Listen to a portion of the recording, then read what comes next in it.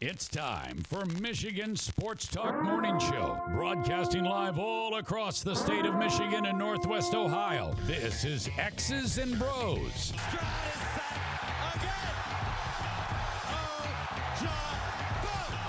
Swings it out to Sadiq Bey. Defended in the corner.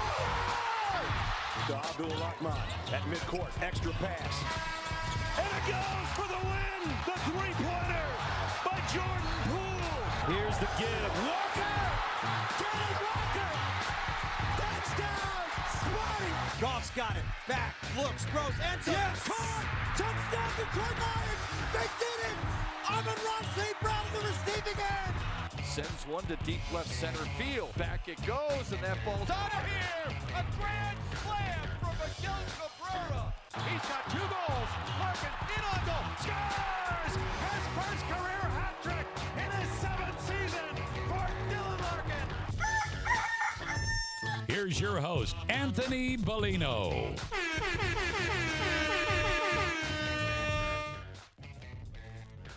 Rise and shine, folks. It's a Wednesday, a bad air quality Wednesday here in the state of Michigan. If you don't have to go outside, I wouldn't go outside. It's pretty eerie out there. Yeah, the air quality is not good. We're at in the 240s. I believe New York and Philadelphia were in the 340s, 350s when it got really bad there a couple weeks ago. But yeah, it's eerie all around the state of Michigan. Well, southeast Michigan for sure. Last night, Tigers lose to the Texas Rangers 1-1 in the series right now. Bad news on the pitching front, but then we also see good news with the return of Matt Manning. We hear Tarek Skubel's on the way back. That's nice. Eduardo Rodriguez also. I think they're lining these guys up like they will be making the next start in the rotation in like the 5 days. Because I think Skubel is starting today for Toledo, right? Yeah, Skubel today, Erod tomorrow. So Skubel, this should probably be his last, because he has been doing AAA rehab starts before Manning made it all the way up to AAA. And yeah, Skubel's been doing pretty solid down on his rehab starts. And also other baseball news. I don't know if you saw Alek Manoah's stat line from his Florida Golf League. Yeah, he's like playing in the summer complex league. Yeah, this guy was a top 3 Cy Young finalist last year. And then gets sent down to this Florida league where the average age is under 19 years old. His first start, his stat line was 2 2/3 inning, 11 earned runs. Yikes. That's are these kids like fresh out of high school? Is that what these Yeah. I mean, sometimes it happens, like we saw Trevor Bauer go over to Japan and he got beat up a little bit, and now nothing he's like back. this quick though. Bauer was at least a good, solid major league pitcher for like 6 years, and then has to take a year off due to suspension, his legal troubles. So it's like, all right, maybe he just lost it being, over. He's probably roughly our age, 32, 33. Yeah, once you're 30, it's over with. Well, you do that, and you have to take almost a calendar year off of real competition.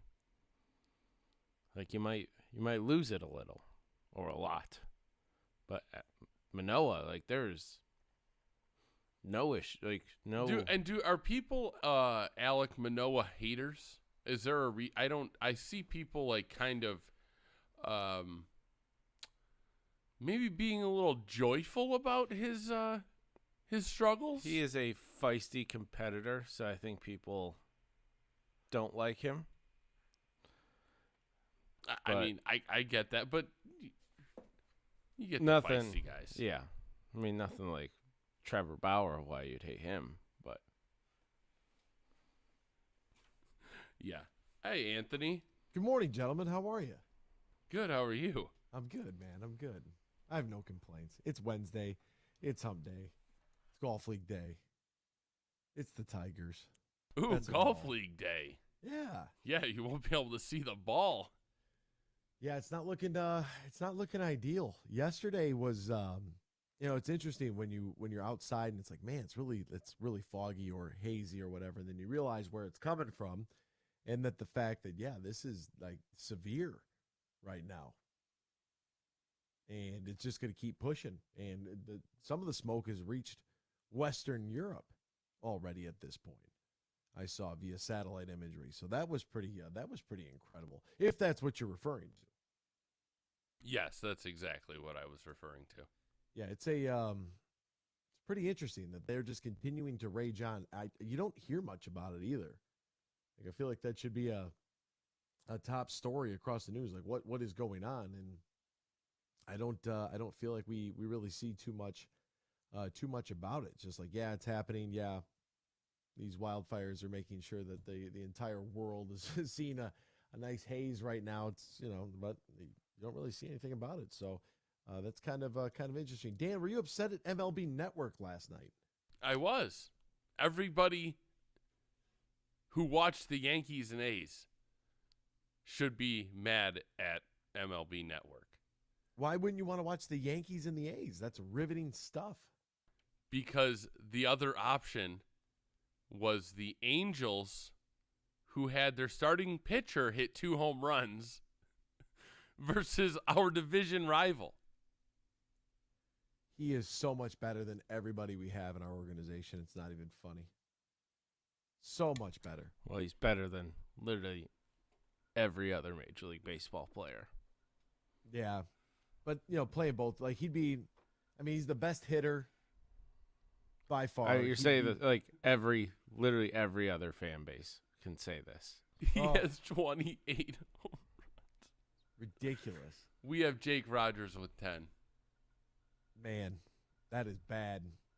That is bad. John Wagner will join us coming up here in hour number 1 on the Detroit Tigers, and more about where they are at right now. Keith Langlois on the Detroit Pistons at 7:35, and Brendan Quinn from the Rocket Mortgage Classic, plus the documentation that was just submitted to a subcommittee, because nobody does committees like we do here in the United States.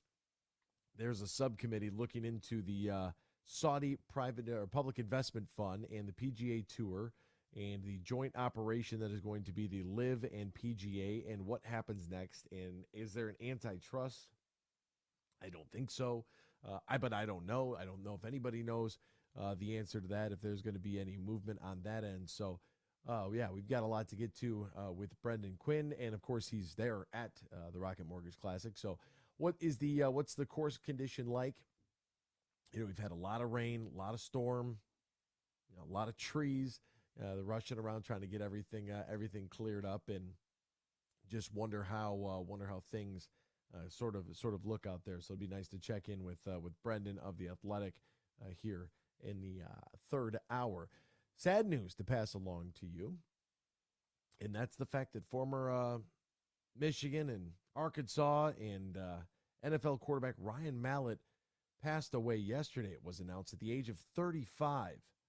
And the police, first responders, headed to a beach in Destin, Florida, around 2:12 local time. A group of people swimming into Gulf near a sandbar struggled to make their way back to shore.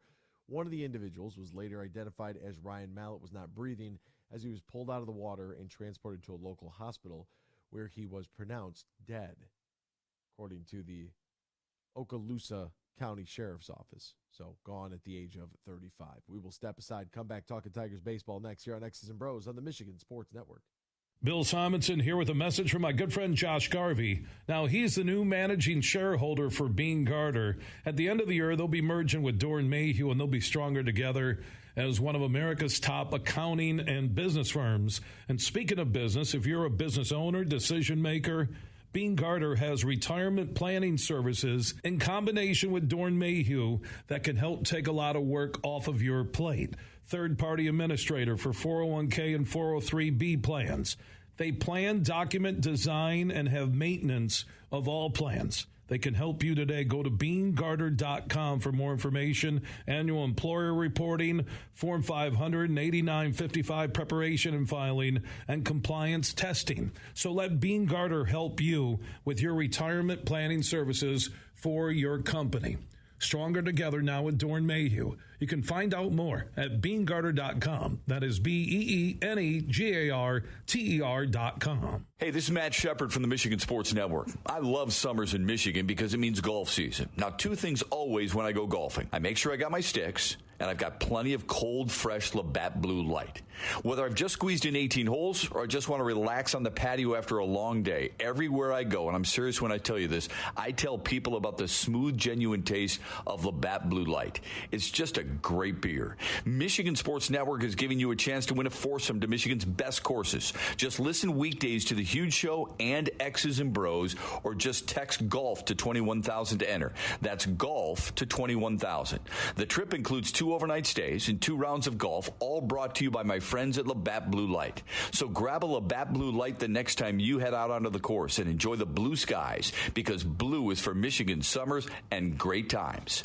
Always enjoy responsibly. Copyright 2023 Labatt USA, Buffalo, New York. All rights reserved. Labatt is a registered U.S. trademark of Labatt Brewing Company, Ltd.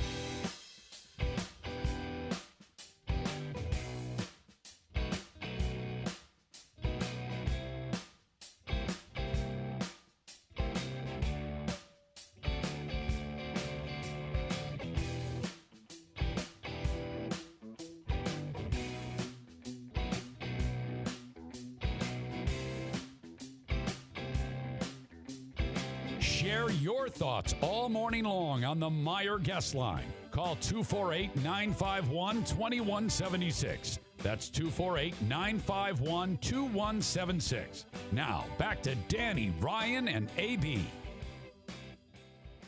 Welcome back here to X's and Bros on the Michigan Sports Network. Great to have you riding along with us. A reminder, with golf season here, there's one great golf resort located in the middle of the state that we would like to suggest that you try to book a trip to. And it's called Tullymore Golf Resort. You hear me talk about Tullymore all the time here on the program because it's only an hour north of Grand Rapids and 30 minutes west of Mount Pleasant, which means it's smack dab in the middle. It's easy to get to no matter where you are driving from. And they have not one but two championship courses, Tullymore and St. Ives, located about 7 minutes from each other. But don't worry, they have a free shuttle. So you stay right there on the grounds, take the shuttle from course to course, and go enjoy one of the best golfing experiences in the great state of Michigan. Visit TullymoreGolf.com, TullymoreGolf.com, or you can call 1-800-972-4837. That's 1-800-972-4837. Book your stay and play at Tullymore today.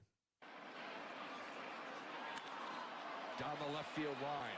Hammered and gone! Torkelson comes through to tie it at 3. That was a bullet. Wow.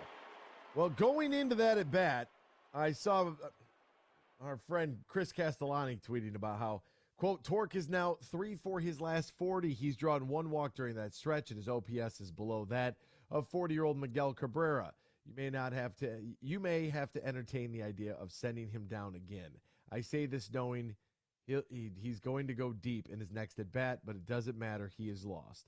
Sure enough, did exactly what he said. Boom, went deep down the left field line. Tigers lose 8-3 yesterday against the Texas Rangers. Tork in the game, 1 for 4 with the RBI, the home run, struck out once. Batting average sits at .218. Vierling was 0 for 4. Ibanez was 0 for 4.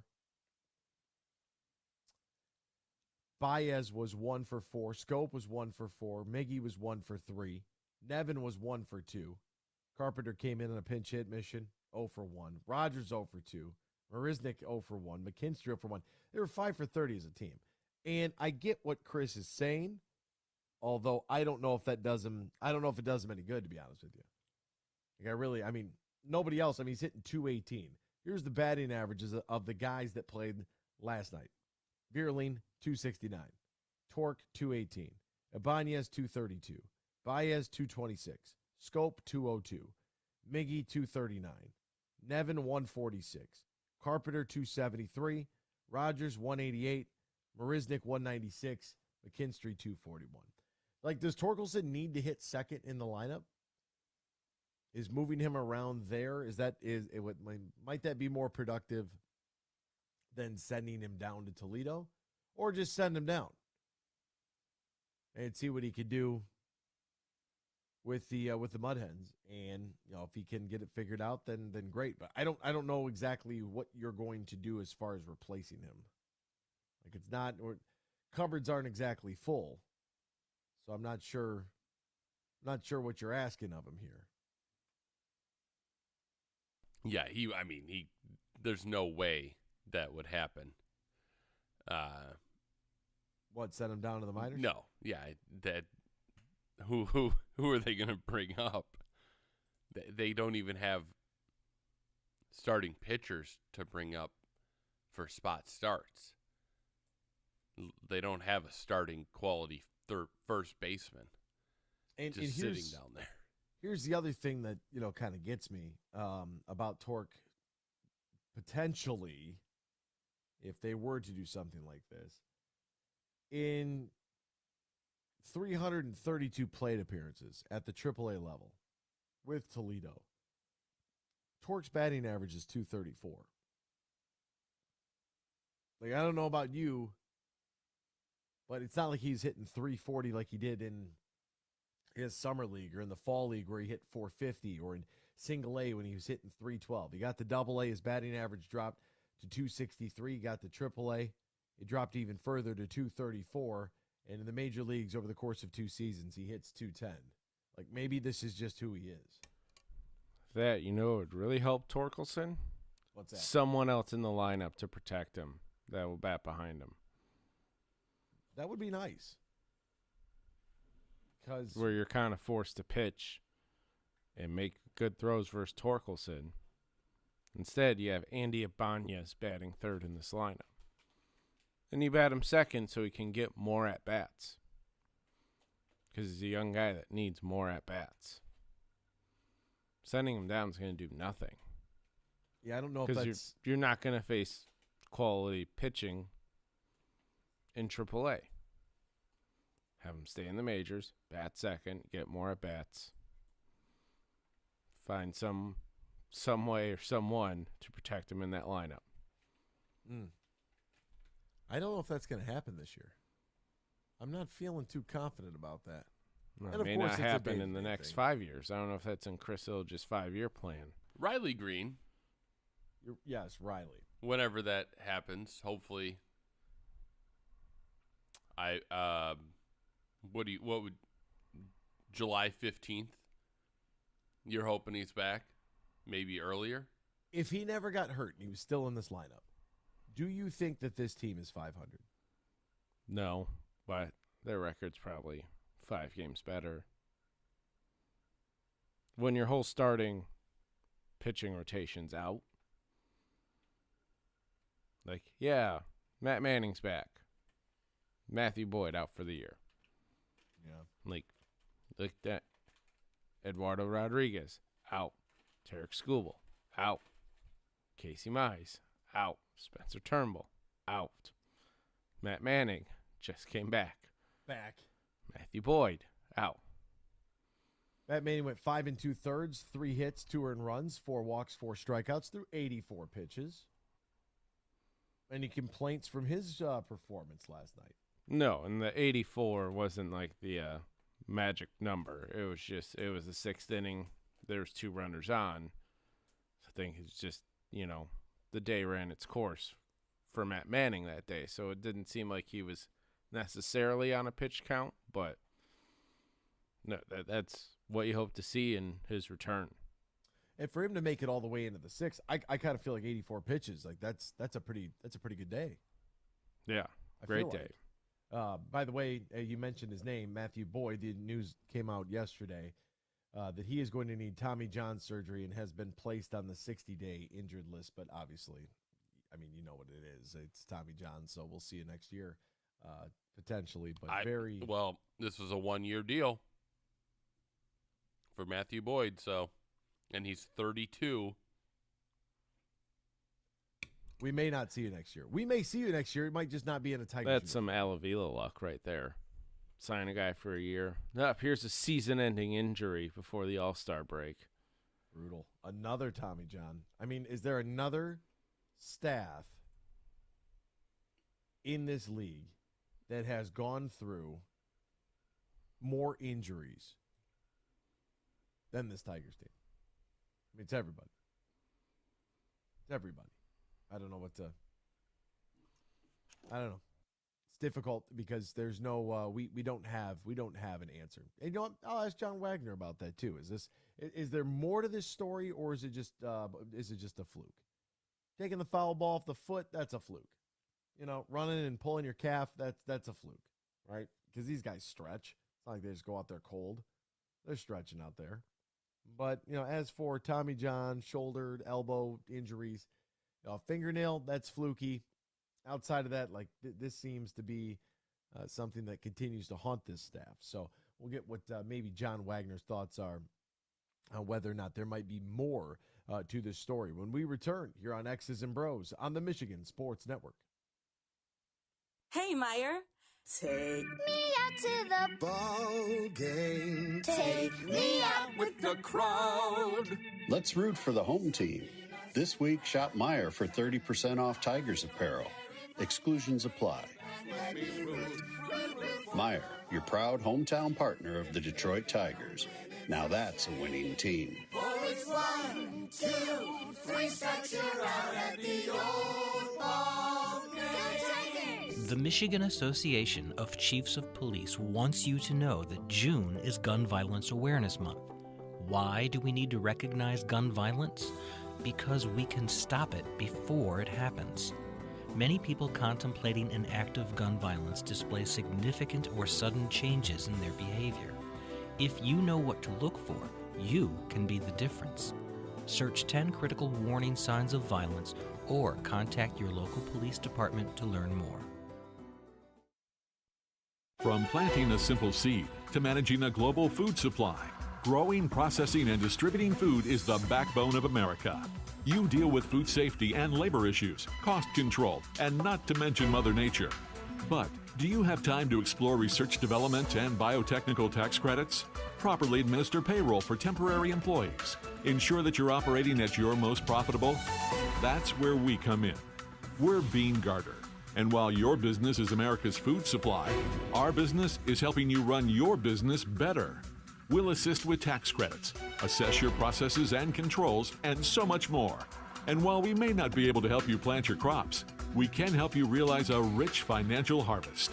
From the family farm to worldwide distribution of all the things you grow, grow your business better. Experience service, expertise, and simplicity at Bean Garter. Find us online, beangarter.com. Bean Garter. Monster Truck Madness. Saturday, July 1st at Soaring Eagle Casino and Resort. It's a monster truck invasion. Plus an awesome fireworks display after the show. Gates open at 4. With a huge pit party till 6:30. Monster Truck Madness. Tickets just $25 and are on sale now. At the box office or etix.com. Call 877-2EAGLE-2. Saturday, July 1st at Soaring Eagle Casino and Resort. Monster Truck Madness. Bring a lawn chair and hang out for the thrill on the hill.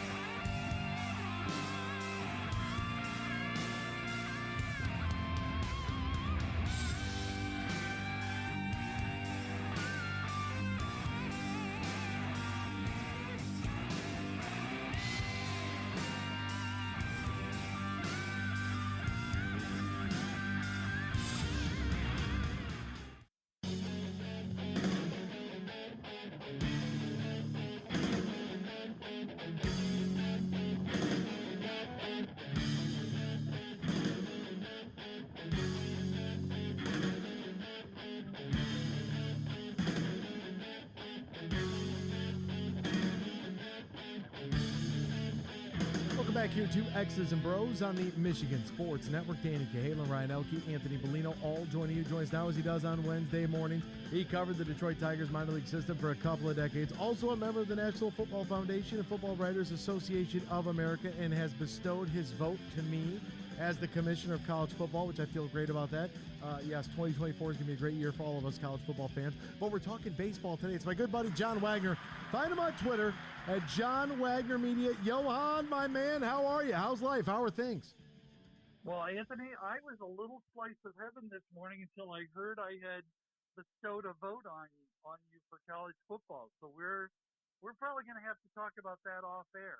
I don't remember anything along those lines. Blind faith is all you need, John. Just blind faith. Just believe in whatever I'm telling you and just say yes.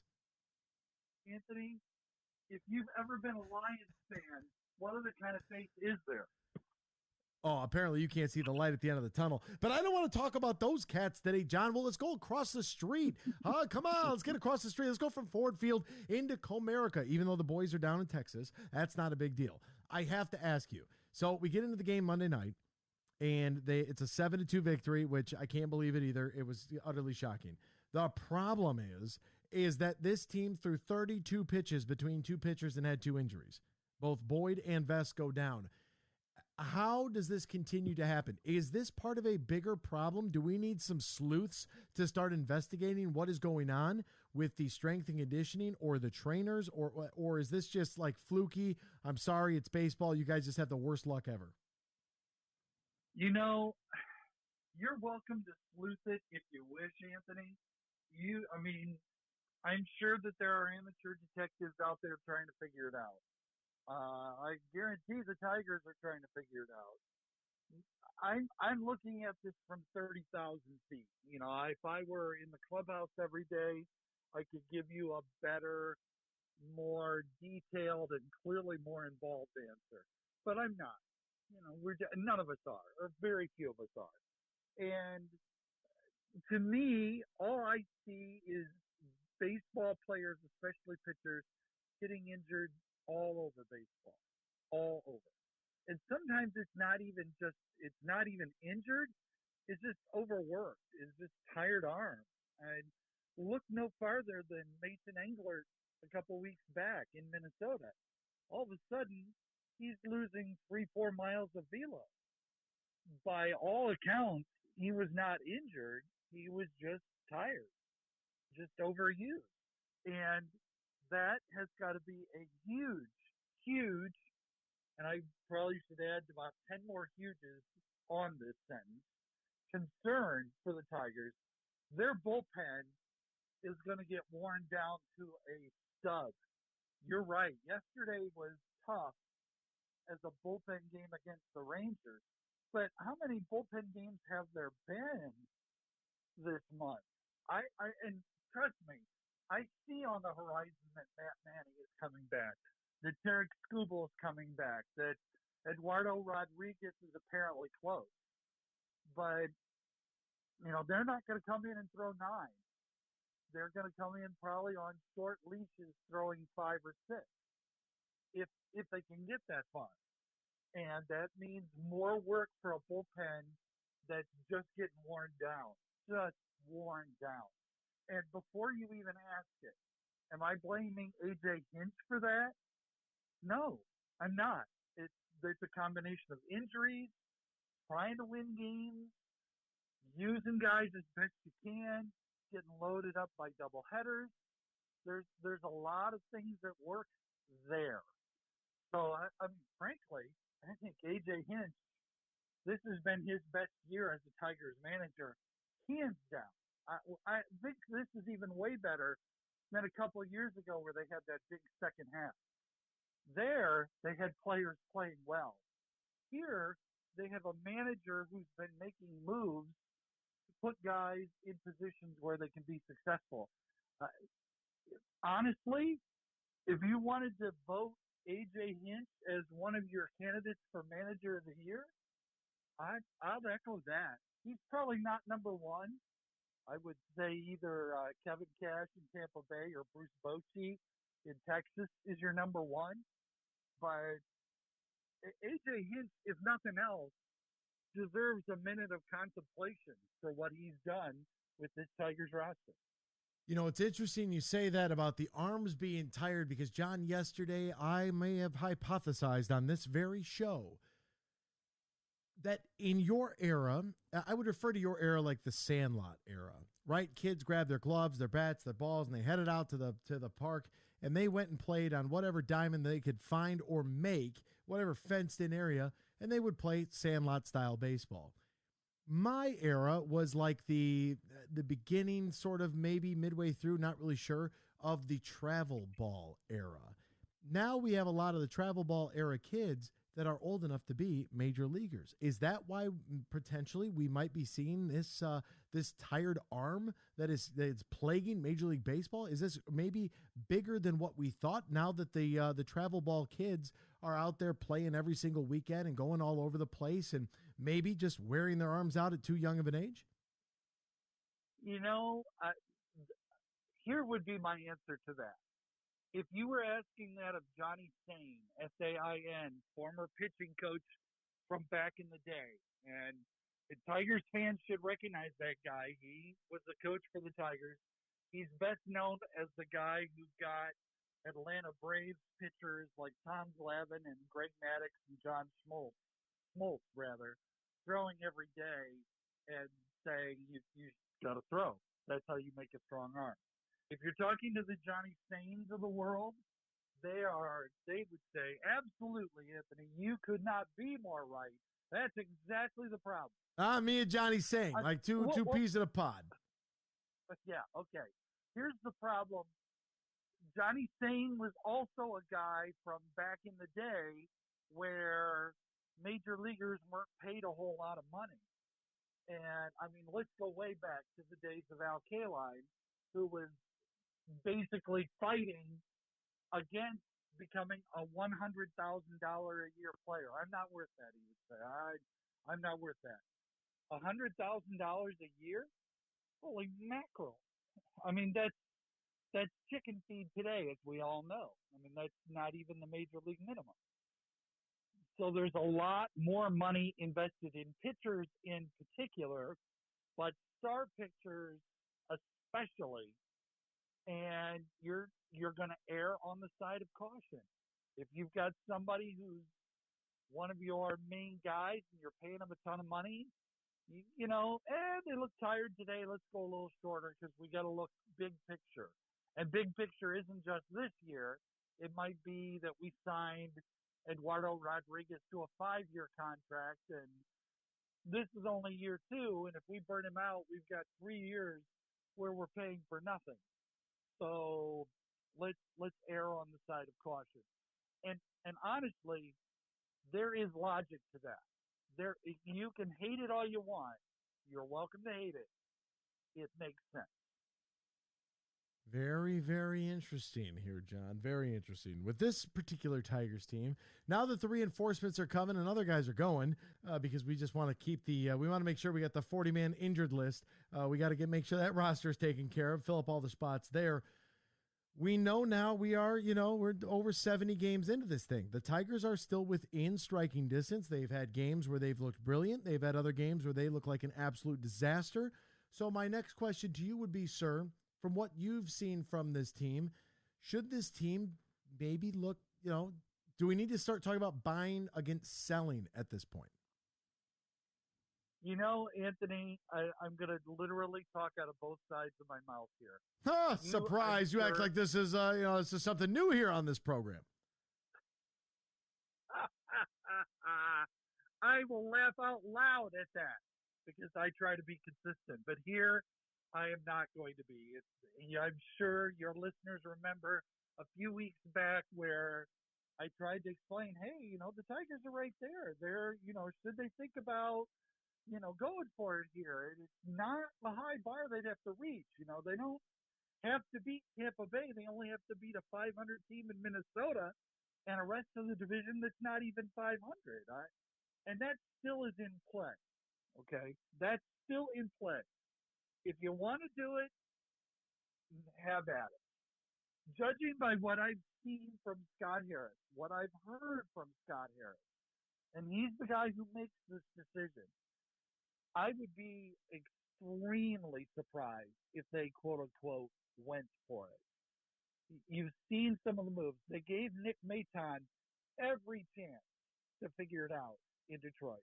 Every chance. And finally decided, you know what, seeing him this weekend against the Twins, he was playing, his offensive struggles were following him out into the field and really were a key factor in Sunday's loss. That hurt. He would benefit, I would think, from going down to Toledo, figuring it out, getting it all straight, and coming back up.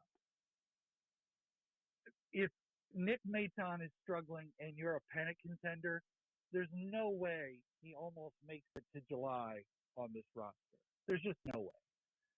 So you're getting the indication from the Tigers that they're trying to present the best team they can. They're trying to win every day, but there's a bigger picture, and the bigger picture goes way beyond 2023. It's figuring out if guys can figure it out for 2024. Are they part of the long-term plan or not? And yes, there are reinforcements coming in, and we've mentioned them between Skubal and Manning and Rodriguez. What fears me is the bullpen cannot sustain what they're doing right now. And I don't mean pitching well. I mean it's the volume of innings. They are pitching way, way, way too many innings. That's what we say all the time here. Can we get a starter to please go 6 or 7 innings? Is that against how many bullpen days can we have? Well, they're getting what they can get out of starters. And Lorenzen has been good lately at doing that. Olsen, for a rookie, is giving you good innings. I mean, he's been doing well. Wentz, we know, has been a problem just because he is struggling. And from watching his last few starts, his struggles aren't stuff. He's got the stuff. It's command. It's throwing quality strikes. He can throw strikes, but when he throws it down the middle, and he throws it down the middle too often for his own good, it's going to get cracked and whacked, and that's what's happening. Well, all I'm saying is there are too many, or too few rather, options for starters when guys getting hurt. The injury to Matt Boyd, that's going to happen. Okay, that happens during the course of the season. Not having replacements at the hand, that's where the problems are. It was the exact same problem last year, although last year I would actually defend more than this year because there were replacements, but you don't have 6 replacements in AAA. 6 guys who could pitch in the major leagues sitting on your AAA roster. You have 2. You have 3 if you're lucky. So when your entire rotation gets blown up, you're doomed. You're doomed. And the Tigers have had enough injuries that they're right on the fringe, even with the guys like the Skubals and Mannings and Rodriguez coming back. They're on the fringe of not having enough starting arms. And you're seeing bullpen games. There's really no options from what I have seen and heard. And I probably shouldn't say seen because I've only watched the Mud Hens on TV a couple times this year. I haven't really seen them. But from what I've heard and what I've read and so forth, there just aren't starting rotation options in Toledo. So you got bullpen games. And all that does is ruin your bullpen. It doesn't sound like, they got themselves a little bit of a quandary here, is what it sounds like. So if you don't think they're going to add, then I have to assume you think they're going to sell. So they would need Eduardo to come back and give him a little something to make him at least look somewhat attractive coming off of an injury for a midseason sell on him, right? Exactly. And you have to remember that when you're selling Rodriguez, you're selling more than a half season because he's under contract for 3 more years. The tricky part there is, though, he also has an opt-out. So he can tell you at the end of this year, you know what, I'm going to be a free agent. Now that, in mid-May, that decision was holy mackerel, of course he's going to be a free agent. He's killing it. He's one of the best pitchers in baseball. Now he's gotten hurt. For the second year in a row, he's not going to give you a full season's worth of starts. Do you really want to buy in on that if you're selling a long-term contract? For a short term, if he's healthy, that's a good deal for another team. That would be valuable. If you're also buying for the long term, that becomes a little dicier. His value is not as great as I thought it was when we talked earlier in the year. He's a very real candidate to opt out. Very, very interesting. And if they could find maybe a contending team that might want to bite. John, I know you're a lot like me. I don't want to get caught with prospect number 25 out of Baseball America and everybody get juiced up over a guy that's fizzling out in Double-A. The problem is when you're making these trades, you're not going to be trading for the number one guy in some team's organization unless you're lucky. What you're trying to do is find a value. You know, when they traded Joe Jimenez to Atlanta, they didn't get the Braves' number one prospect. They got Justin Henry Malloy, who's in the top 10. That's what made that a good trade. They have a guy who's close. He's close to being ready. He seems like he's going to make it. I mean, frankly, judging these trades, and I'm sorry, I know we're running out of time here, and I'm about to open a can of worms that would take an entire show probably. It's hard to judge trades. Some of these trades that people killed Al Avila for ended up not being as bad as people thought. And I'll just bring up one trade. Everybody said, well, we got nothing for Daniel Norris. Well, Daniel Norris did very, very little in Milwaukee. And who did the Tigers get from Milwaukee for Daniel Norris? The answer is Reese Olson. That's a guy who may have a future in Detroit for a guy who is no longer even in Milwaukee. In fact, last I saw him pitch briefly for the Indians. He's either with the Guardians. He's either still with the Guardians or back down in AAA or more than likely a free agent. Maybe back in his van. And John Wagner, Freddie's going to be all fired up now. Free pizza from Freddie coming your direction. Al Avila, not that bad. Oh, I can only imagine the phone calls we're going to get. John Wagner, my friend, as always, partner. Greatly appreciate the time. Hey, I'm cherry picking my choices here. That was a good one. Al had some bad ones, no doubt. Had some good ones as well. Hope you and your listeners have a great week and a great 4th of July. Step into a world of nonstop action over the DraftKings Casino. Play the classics like blackjack, roulette, and slots, plus enjoy exclusive games you can't find anywhere else. Right now, new customers who deposit at least $5 can get a match at their first deposit. Score up to $2,000 in casino bonus funds. All you have to do is download the DraftKings app. Use the promo code HUGE. You get a match of your first deposit of $5 or more, up to $2,000 in casino bonus funds. Only at the DraftKings Casino. Only using the promo code HUGE. If you or somebody you know has a gambling problem, wants help, needs help, call the Michigan Department of Health and Human Services Gambling Disorder Helpline at 800-270-7117. 21 plus, Michigan. Only one per opted customer, minimum $5 deposit, max match $2,000 deposit, and bonus amount required 15 times playthrough within 30 days. We'll be back hour number 2, X's and Bros, right here on the Michigan Sports Network. Shop for July 4th with just one stop at Meijer. Right now, buy one, get one free 80% lean ground beef. And Kingsford twin pack charcoal briquettes for $16.88 with M-Perks. Plus, get 50% off the entire stock of swimwear for the family. Buy 5, save $5 on Pepperidge Farm buns, Coca-Cola, Pepsi, 7-Up, or Dr. Pepper products, plus deposit where applicable. And Lay's potato chips. Get more for your money with the same prices online and in-store at Meijer. Exclusions apply. See all the deals in the Meijer app. Disturbed, the Take Back Your Life tour. Labor Day Monday, September 4th at Soaring Eagle. And same show, same night, Stained. Tickets start at $34 and on sale now at the Soaring Eagle box office or etix.com. Party hard, rock harder. It's been a while. Disturbed and Stained. Labor Day Monday, part of the Soaring Eagle Summer Outdoor Concert Series. Hey, this is Matt Shepard from the Michigan Sports Network. I love summers in Michigan because it means golf season. Now, 2 things always when I go golfing. I make sure I got my sticks, and I've got plenty of cold, fresh Labatt Blue Light. Whether I've just squeezed in 18 holes or I just want to relax on the patio after a long day, everywhere I go, and I'm serious when I tell you this, I tell people about the smooth, genuine taste of Labatt Blue Light. It's just a great beer. Michigan Sports Network is giving you a chance to win a foursome to Michigan's best courses. Just listen weekdays to The Huge Show and X's and Bros, or just text GOLF to 21,000 to enter. That's GOLF to 21,000.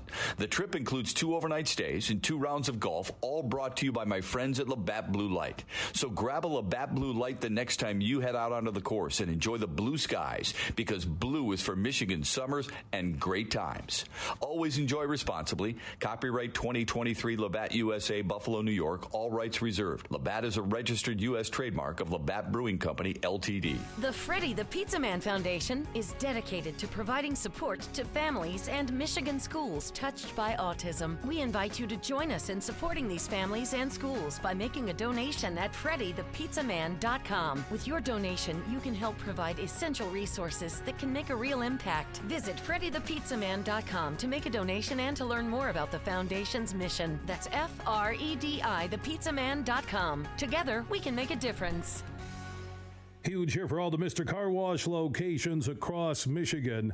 You're going to want to look into that unlimited monthly pass that I use. Superfly Hayes, my producer, uses it.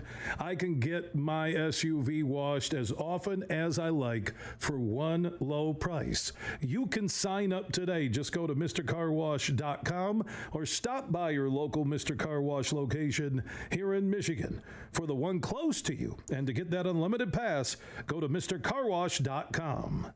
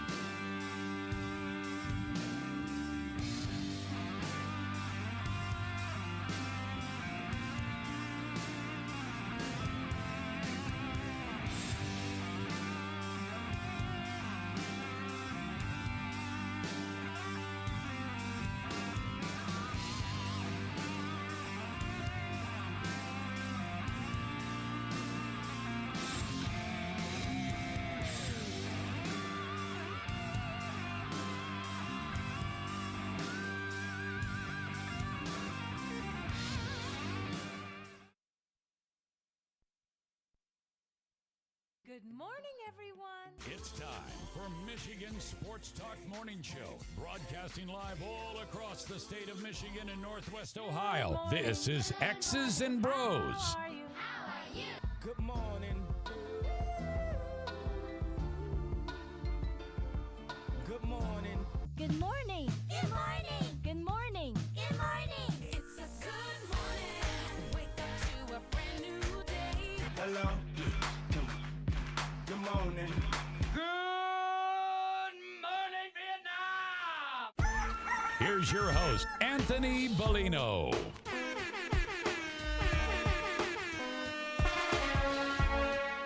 Rise and shine, folks. Good Wednesday morning to you. It's Hump Day, the 28th day of June, 2023.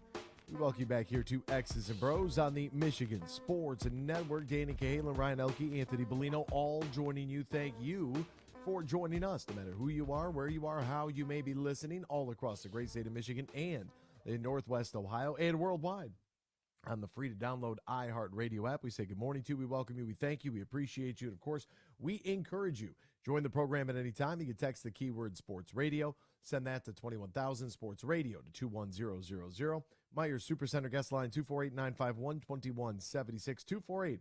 248-951-2176. We're on Twitter at XB Mornings, Facebook, X's and Bros. And, of course, good morning to our television audience as well on BCSN and streaming live on our YouTube page at Michigan Sports Network. Add a .com to that to find our website, and you can find us all individually on Twitter as well.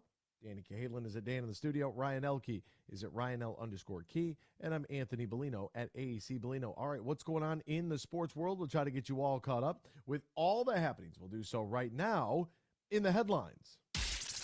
Big news. I have a little news flash. Let's check the headlines. Nah, it's real news for once. The biggest stories of the local, regional, and national news. This is huge news. Ohtani hits one in the air, left center field, hit well. Robert is back, so it's been intended. It's gone! Shohei Ohtani with his second of the night. And the Angels add to the lead. It's 3-1. Oh, my goodness. Shohei Ohtani have a ball game, would you? Jeez Louise. 2 home runs hit in the game as a batter, obviously. Struck out 10 while pitching in a start that was cut short because he had a cracked fingernail. My goodness. Holy mackerel, is he good. And I just wish you could see it more on national television. It's unfortunate that his East Coast games, especially the nights he's pitching, aren't viewed on the national level. Just has to kind of. And the Angels are starting their games a half hour earlier this year, like the Tigers. Their game started at 9. It was 9:38 last night. Everybody on the East Coast could have easily watched a half hour of that game. Instead, Yankees A's. Yeah, everyone should start their games earlier. That's been a great win for Major League Baseball. The clock's been a win for Major League Baseball. Let's get them started earlier. Let's get more eyes on the screen. Let's get more excitement in the game. It's been a win-win across the board. So good for everybody who moved up their start times. I hate that idea of like, oh, well, what about the people commuting from work? Like, oh, okay, so how do you explain a 1:10 first pitch on a Thursday then? Like nobody works on a Thursday? Like, come on. Get that mess out of here. The Rangers beat the Tigers 8-3, so their series this week is now tied at 1 game apiece. Relatively similar score. The 7-2 Tigers win yesterday, or 2 days ago, 8-3 last night. We'll get game 3 of the series. Matt Manning made his debut coming off the injured list. 5 2/3, 3 hits, 2 earned runs, 4 walks, 4 strikeouts through 84 total pitches. So a pretty good day for him. Spencer Torkelson was 1 for 4 with a home run. Terry Francona was sent for tests after feeling ill, missing the Cleveland Guardians game. The poor skipper just he's had a lot of health issues. A lot. He did speak with the media pregame before leaving, and their bench coach, DeMarlo Hale, managed in place of Francona, who won the AL Manager of the Year last season. Michigan quarterback J.J. McCarthy said the ultimate goal is to win a title. I don't know why this would ever be some sort of groundbreaking news or what the big hullabaloo about it is. But when asked, I asked the question, that's my ultimate goal. I have a lot of goals. We have a lot of goals, but it's to bring a national championship to Ann Arbor. What's wrong with that? I mean, if you're playing and you're playing at that level, shouldn't your goal be to win a national championship? Yeah, no, maybe so. Dante DiVincenzo is going to decline his option and enter free agency. So he had a $4.7 million player option with the Golden State Warriors going to free agency. Will he re-sign with Golden State? He kind of outplayed his contract, so will they work to do something on the books there, because they have a salary cap disaster taking place. But I mean, hey, look, that's your 3-and-D kind of guy. Made nearly 40% of his three-pointers. Strong on the defensive side, can get to the basket, like averaging nearly five assists per 36 minutes. Like, hey, I kind of like Dante DiVincenzo, despite what he did to my Michigan Wolverines all those years ago. The Miami Heat's Victor Oladipo exercises his $9.4 million option. 31 years old, tore his left patellar tendon during the first round of the playoffs against Milwaukee, underwent his third major surgery in the past 4 years. The other two were on his right knee, so there's no timetable for his return. Kind of feels like the Heat are going to get screwed there. The Pistons are picking up Alec Burks' $10.5 million option. Isn't there maybe some sort of retirement thing they could get out of that Oladipo? I think there's an injury clause somewhere in the CBA. The problem is the new CBA is supposed to be coming out, and GMs have been like there's been some activity, but not a crazy amount, because allegedly the front offices have not been given a copy of the new CBA. Allegedly, that's what was floating around the internet last night. And if that is the case, and I don't know if you can base it off the fact that it hasn't been leaked, but that's a massive issue. If this thing is ratified and is going into NBA law, front offices need to know what's at stake and what's going on here in order to build their roster. Like I feel like that's it's a little suspicious. Pistons with Alec Burks' option, turns 32 in July, averaged 12.5 points, 3 rebounds, shot 41% on three-pointers in 51 games for the Pistons last season. At some point, you're going to have some sort of veteran on the team. Not everybody can be 25 and under. So with Alec Burks coming back, the backcourt a little crowded now. Sasser, Burks, Killian, Cade. Hey, may the best man win. Figure it out. Leonard Fournette said that he is okay after his SUV caught on fire. Fournette posted a video on Instagram showing his charred SUV on the side of the highway. It's unclear what caused the car to combust. They said luxury SUV, but I can't tell exactly what it is. But he's fine. Can always buy a new car. Can't always buy yourself some new health. And former Arkansas, Michigan, and NFL quarterback Ryan Mallett passed away in an apparent drowning incident at the age of 35 yesterday. The sheriff's office and first responders were called to a beach in Destin, Florida, around 2:12 local time as a group of people swimming in the Gulf of Mexico near a sandbar struggled to make their way back to shore. One of the individuals, later identified as Mallett, was not breathing when he was pulled out of the water and transported to a local hospital where he was pronounced dead. And that's unfortunate. Just the age of 35 with a lot of life in front of him, to have an accident like that happen is the ocean is it's a scary place, man. It is a scary place, and not going to assume, but if you're out and about and you're drinking or whatever, and you mix water and alcohol together like that, it can happen in an inland lake. It can happen anywhere there's water. If you get a cramp, I've seen that happen. First person experience. See someone cramp and not be able to swim, panic ensues. That's a tough scene right there. So it's very unfortunate for the Mallett family to have to go through this at just the age of 35. We will step aside. When we return, what is the Georgia drill and why are you upset about it? We'll talk about that and get our Lions trivia question of the day next here on X's and Bros on the Michigan Sports Network. Have you ever played golf at Tullymore, St. Ives? Have you experienced a stay-and-play package in Canadian Lakes, Michigan, less than an hour north of Grand Rapids?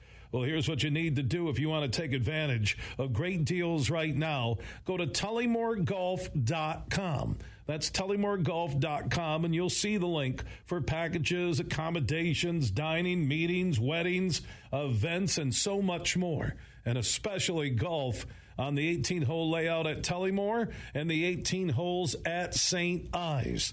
And they can accommodate any group, whether it's 2 people getting together or 200 looking for a weekend or an overnight celebration. That includes a little business, golf, great food, and beverages. Just go to TullymoreGolf.com. That's TullymoreGolf.com. They're located in Canadian Lakes, Michigan, less than an hour north of GR. Get more info at TullymoreGolf.com. Imagine this. Winning big at Soaring Eagle. Have a blast with Rolling Thunder Camper Giveaway.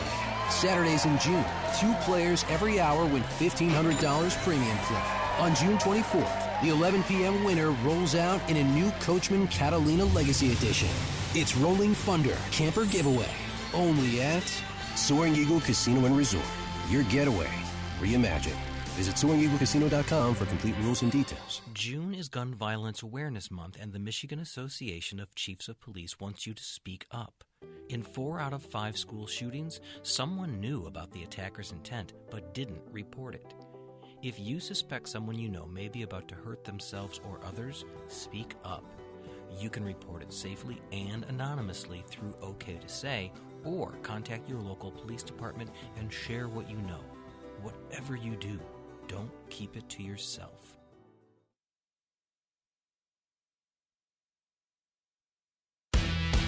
I'm your host, Br0's. Before we get into the show, I want to remind you that we have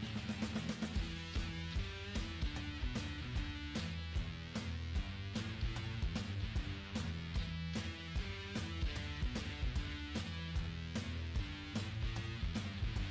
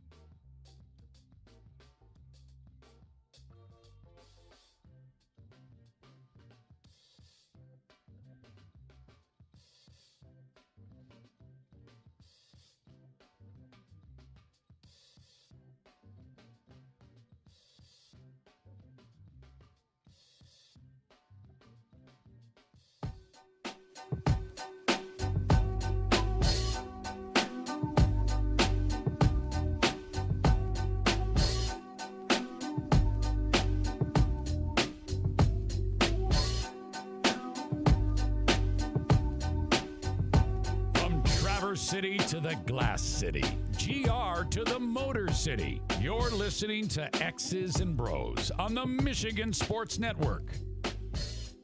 Welcome back here, X's and Bros, Michigan Sports Network. Danny Kayla, Ryan Elke, Anthony Bellino, all joining you. It is hour 2. It is segment 2, which means it's time for...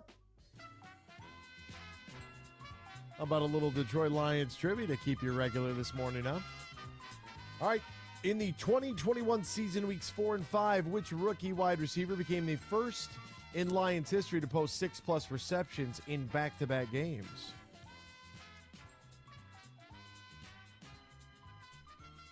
(2020) 2021. Amon-Ra St. Brown.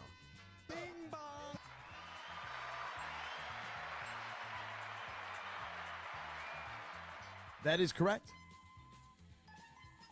Better than Equanimous. Just saying. Just throwing that out there. We got the good one. All right, so I saw this across the web yesterday, and I don't understand what is so hard to understand about this. We have a situation here where it came out that Michigan has a drill called Beat Georgia, right? That's what it's called. Michigan has added a Beat Georgia period to their practice, according to Bruce Feldman.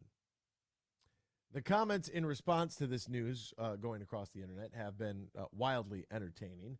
Everything ranging from you can't beat TCU to focus on TCU. What about TCU? Lots of TCU. Lots of people thinking that they are trying to pretend to be one of the big dogs, that they want to be one of the elite teams so bad. Why does this team having a period of practice called Beat Georgia, why is that such an issue for so many people? That is what I don't understand. Before they lost to TCU in the college football playoff last year, they played the Georgia Bulldogs in Miami at Hard Rock the previous year. I was there to watch it. That was as a lopsided a game as you will see. I mean, that was a bludgeoning right there. Now, Ohio State has a beat Michigan clock that constantly counts down. Michigan has signs that talk about beating Ohio State, right? Rivalry game. That makes sense. If it's on your mind of what the goal needs to be, and Georgia has won back-to-back titles, it would seem necessary to start thinking on a grander scale. Right, just like the steps in golf that I was talking about. I don't even know when that was, a couple weeks ago. Right, when you first pick up golf, your first goal is going to be to break 100, and then once you break 100, your next goal is probably to shoot a round of bogey golf or to break 90. Right, that's usually the next. It's 190. Then you want to try to get to like 85. From 85 down to 80, can you break 80? Breaking 80 is a milestone accomplishment for golfers, considering I think it's 53% of golfers can't even break 90. And we played last week. Well, we played last week, and we had a little game going on, a 2-on-2 best ball game, which is best ball, not scrambles. And my team was surrendering 5 strokes because we figured that my partner and my buddy's partner were a wash. So we're surrendering 5 strokes. We finished the front 9 even. Well, on the back 9, on the 11th hole, one of the guys from the other team hits a drive, and I hit a drive. And my drive's a few yards ahead of his. So I pull up to where my playing partner had hit his drive, and then we go a little bit through because it's a dogleg left, and we push the ball through the fairway. Both of us hit it through the fairway. Mine just didn't draw enough to get back onto the fairway, but big dogleg left. So it's like, okay, if you hit it too far, you just go through the fairway into the rough. That's fine by me. It didn't matter. But as I rolled up to check and see which ball was which, mine was sitting on like a not a tree root, but an area that had basically like what looked like a divot. Not a big deal. I didn't have much of a chance to go for the green unless I was going to hit a crazy punch shot and hit it pretty far because it was a par 5. And I go swing back around, and I see the guy on the other team what it was called rolling his ball. He had a wood out in his hand, and he tapped the ball to bring it up out of the rough and give it a better lie. So I drew attention to that because normally I wouldn't care. If you're out there playing your own ball and there's nothing on the line, I don't care. I don't care. If there's money involved, that's a penalty stroke. Like, oh yeah, that's when all rules come in play. If you're on the golf course. That's my rule that I think if there's money involved or anything then yeah, we're playing by the rules. If there's no money, let me do my thing. I'm going to cheat, make myself feel better because it only makes me feel better. But guess what? It doesn't affect you or your golf game. Exactly. And as long as you're having fun, I'm going to have fun. Right. Right? So the guy rolls his ball, I draw attention to it, and I drive to my playing partner's ball. Because at this point, I'm like, this is a wash. This hole is a wash. Doesn't matter what happened. Turns out he would hit a 3-wood on the green and 1-putt for eagle. I would hit my punch shot up on the green, and I would 2-putt for birdie. Not a big deal, but you're not getting a skin for that, and you're not winning the hole for that because you're no longer hitting 2 back there once you improved your lie. And I hit mine off of a dead patch. You got to play the ball down. It is what it is. But anyways, when you are actually keeping score and playing by the rules, a majority of golfers can't break 90. It's a pretty big deal. It's a big deal in your golfing career. A majority of schools will not win their conference championship. They just won't do it. You know, they might have one win every 25 years. Maybe. And if you're like, well, what are you talking about? Answer me this. When's the last time Vanderbilt has won the SEC championship? When has Kentucky? When has Indiana won the Big Ten championship in football? You know, like some schools that. Are you asking Indiana fans or are you asking the rest of the Big Ten? They're just the record books. I just need to know when they 2020. Yeah, right. Rutgers. You know, like there's plenty of schools out there. I'm just throwing darts at the wall right now. That where it's just not going to happen. And if it does, it's like a once in 20 years. So you set goals for your golf game. You set goals for your program. And Ohio State is always going to be the big one. It's paramount like that. That's the one. And that's the milestone. That's the goal that you could not get accomplished for so long. And you had to be able to actually do it in order to believe that you could do it. And so when I think about this, you know, this beat Georgia period of practice, that's good. Set the next goal. Georgia's the national champion. Why would you worry about anybody else who didn't win the national championship? They are the best team in college. They have been the best team in college football. TCU might be a flash in the pan. Maybe they'll be back next year. Odds are they won't. Georgia's more than likely going to be there. They'll be one of the odds-on favorites to win the whole thing. So why wouldn't you focus on that? I know a lot of the responses are people being smart, Alex. I get it.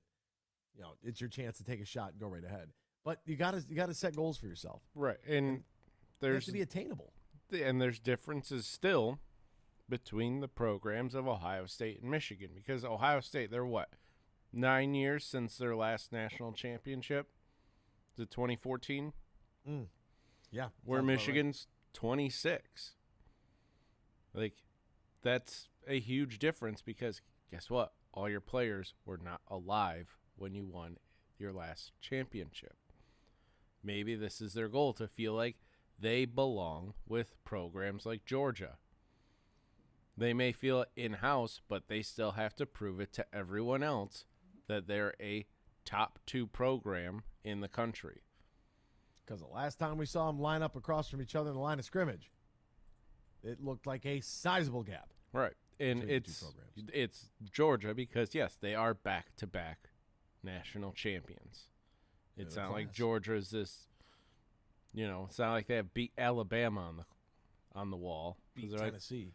Yeah, we're just going to pick, you know, the best school of the last 10 years. No, they're picking the best program in college football because Michigan, if you want to break it up into, you know, very small tiers of college football, Michigan would be a tier 2 program. So close you can almost smell. Right. Georgia is the only team in tier 1. We shall step aside. We'll be right back talking a little Pistons basketball with Keith Langlois, Pistons.com. He joins us next here, X's and Bros, Michigan Sports Network.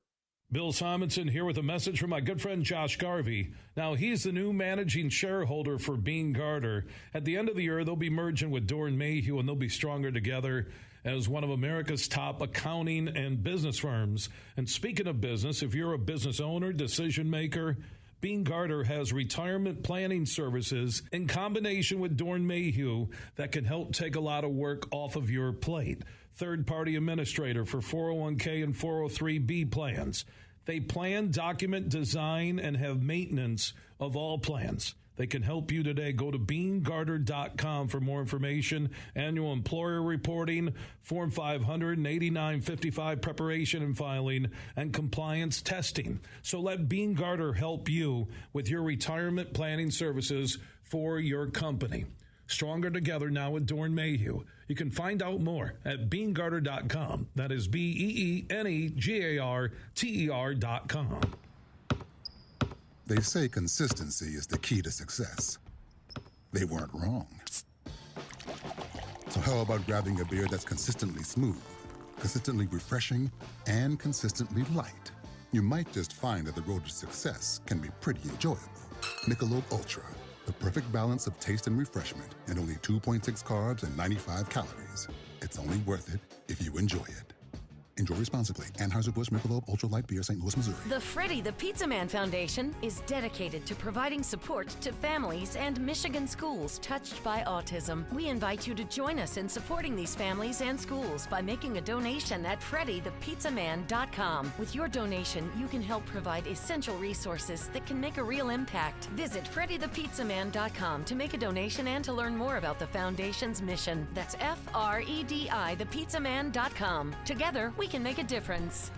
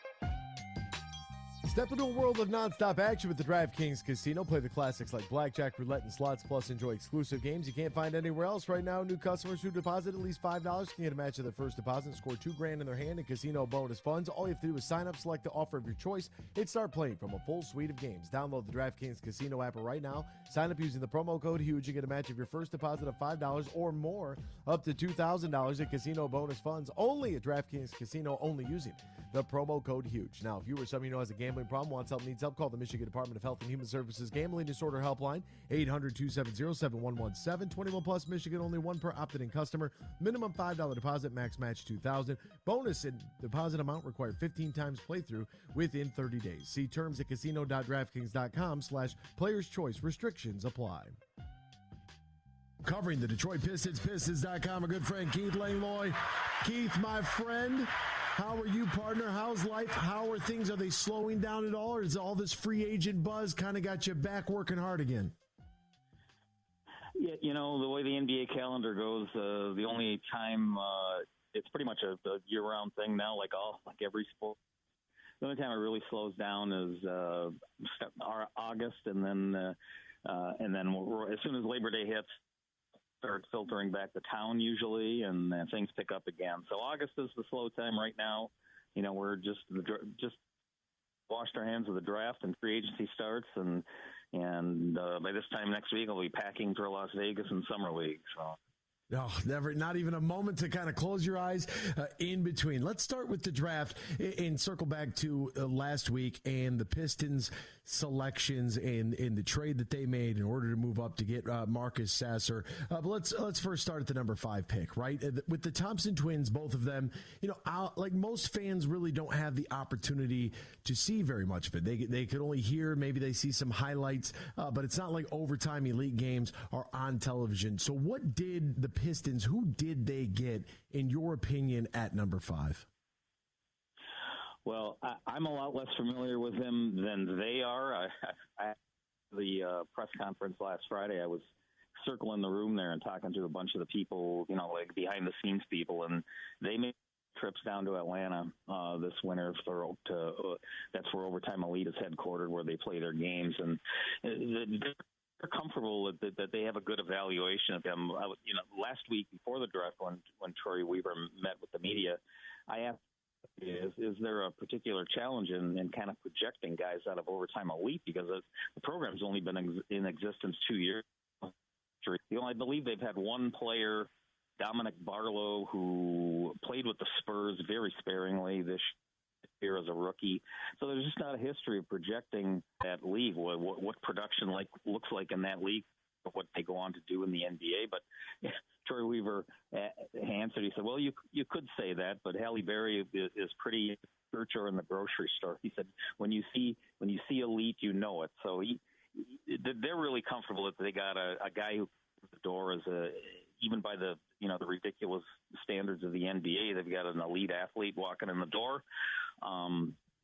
You know, I think they're perfectly comfortable that he's ready to defend from day one, and the offense, you know, he shot reasonably well from 3 over the course of the season, but it got better as the season went on, and it was almost 40% in the playoffs, the Overtime Elite playoffs on almost 8 attempts a game. So I think they're confident that they got a good player, and you know, the reports on the kid himself, the family are glowing, that they're truly just all about basketball. I mean, look, the decision alone, you know his life story. They grew up in Oakland, and at some point when they were in like middle school, they decided that they were fully focused on basketball as their livelihood, and the father and the twins moved to South Florida to pursue that aim, and the mom stayed back in California. Then to give up their senior year of high school and all that entails to go to this, you know, new venture, unproven venture, but one that they felt was dedicated to maximizing their basketball potential. I think it tells you that they're very serious about their craft, and you know, the Pistons are confident in the quality of the character and in the potential of the athlete and the basketball player. You know, with the selection of Asar Thompson, that was maybe, you know, You get online and you hear these fans going back and forth at each other, Keith. The Twitter's a battleground, right? And so many people talking about shooting. We have to be able to add shooting. And you look at Bojan Bogdanovic as like the guy. Still, Isaiah Livers. We just need him to stay healthy at some point, be able to get into some sort of consistency there within the rotation. But yes, this team needs shooting. But if you look back to, and everybody points to the Golden State Warriors, well, sure, Steph Curry is an elite shooter, arguably the greatest of all time, and his running mate Klay Thompson right in the same conversation. Like, as far as teammates, probably the best shooting backcourt the league has ever seen. But prior to Klay Thompson's injuries, they were an elite defensive team. Klay Thompson, an elite defender. Draymond Green can defend anyone. Andre Iguodala, in everything that he meant, even winning a Finals MVP, but what he meant defensively. And this Pistons team just struggled to defend last year. So to me, it made perfect sense. Like, hey, here's a guy that offensively, that will come around. His shot, he proved that he could shoot it a little bit at OTE. We'll see what happens on the offensive side of things. But we have to be able to defend, especially at the wing spot, because, that's where all the dogs in the NBA, everybody's this large and in charge wing that can put it on the floor. They can shoot it. They can drive to the bucket. We have to be able to stop that. So for me, it made perfect sense going to get a guy that they thought could step in day one and help them defensively. Well, yeah, and Troy Weaver made those points last week and again on Friday after the draft. He said, he was talking about Golden State. Everybody talks about Steph and Clay, and he said they can shoot it. But he said when Golden State really took off is when they became a top 10 and then a top 5 defensive team. And before the draft, actually, it was on draft night after the Thompson selection when Troy said he volunteered, and this was a comparison that had been raised by some of those people in the draft industry too. But he said, Golden State, he said what made them their death lineup, he said, was when Iguodala was in the front court, and it was just really impossible to match up with him. And I think the Pistons, Troy said this is the guy that Asar Thompson reminds him of, Andre Iguodala, who had a 2-decade career in the NBA and was a guy who winning teams always, when he hit agency or when Golden State needed to move him, there were for cap purposes, the teams that lined up to get him were teams that were poised to win a championship because they knew exactly the qualities he had or what winning teams just absolutely need. As you said, athletic wings and who are in short supply, guys who can switch up and down defensively, and when you can combine that with some of the offensive upside of Thompson with his, I talked to one of the Piston scouts who said he was a frequent visitor to the Overtime Elite gym this winter, and he said one of the games he watched this year, they had Amen Thompson, his twin brother, was the guy who supposedly was more the point guard, and Asar played off the ball. He said the one game he went to, Asar, they put the ball in Asar's hands, and he said he wound up with like 12 assists that game, and just looked like he was really designed for that role. So I think they're confident that they got someone who fits their roster, but B, also someone who just in general is what every team is looking for right now. Then the Pistons make a move, and they go after Marcus Sasser, right? And Troy Weaver's working the phones, and he's trying from the stories that I read, that this was a guy that they targeted, that they really wanted. And I find it interesting that they go after a guy here. They actually invest in, one, he's a first-round pick, so there's some guarantees with that contract. It's a guard, right? Most notably a point guard that they're going after, because the backcourt seems now with a healthy Cade Cunningham, it's going to be pretty tough to crack that lineup and get some playing time. But they get a 4-year player out of Houston in Marcus Sasser, which I really like. I don't think that everybody needs to be a 17, 18, 19-year-old G League or one and done in college or overtake. Not everybody has to be that. I think that there's a maturation process in college, and maybe it's because, Keith, I'm old school, right? I'm an old guy. I'm an old school kind of guy. I like that. I like a 4-year guy out of college. What does the team moving to go get Marcus Sasser say about how they feel about him as an individual, and when they really kind of see like this guy might be able to come in and contribute right away? Yeah, well, I wrote something that posted today and that speaks exactly to that. That look, I mean, I did a story last week before the draft on possibilities with the 31st pick, and Sasser was one of the I think 4 or 5 guys I named who were like older college players who are a possibility with that pick. I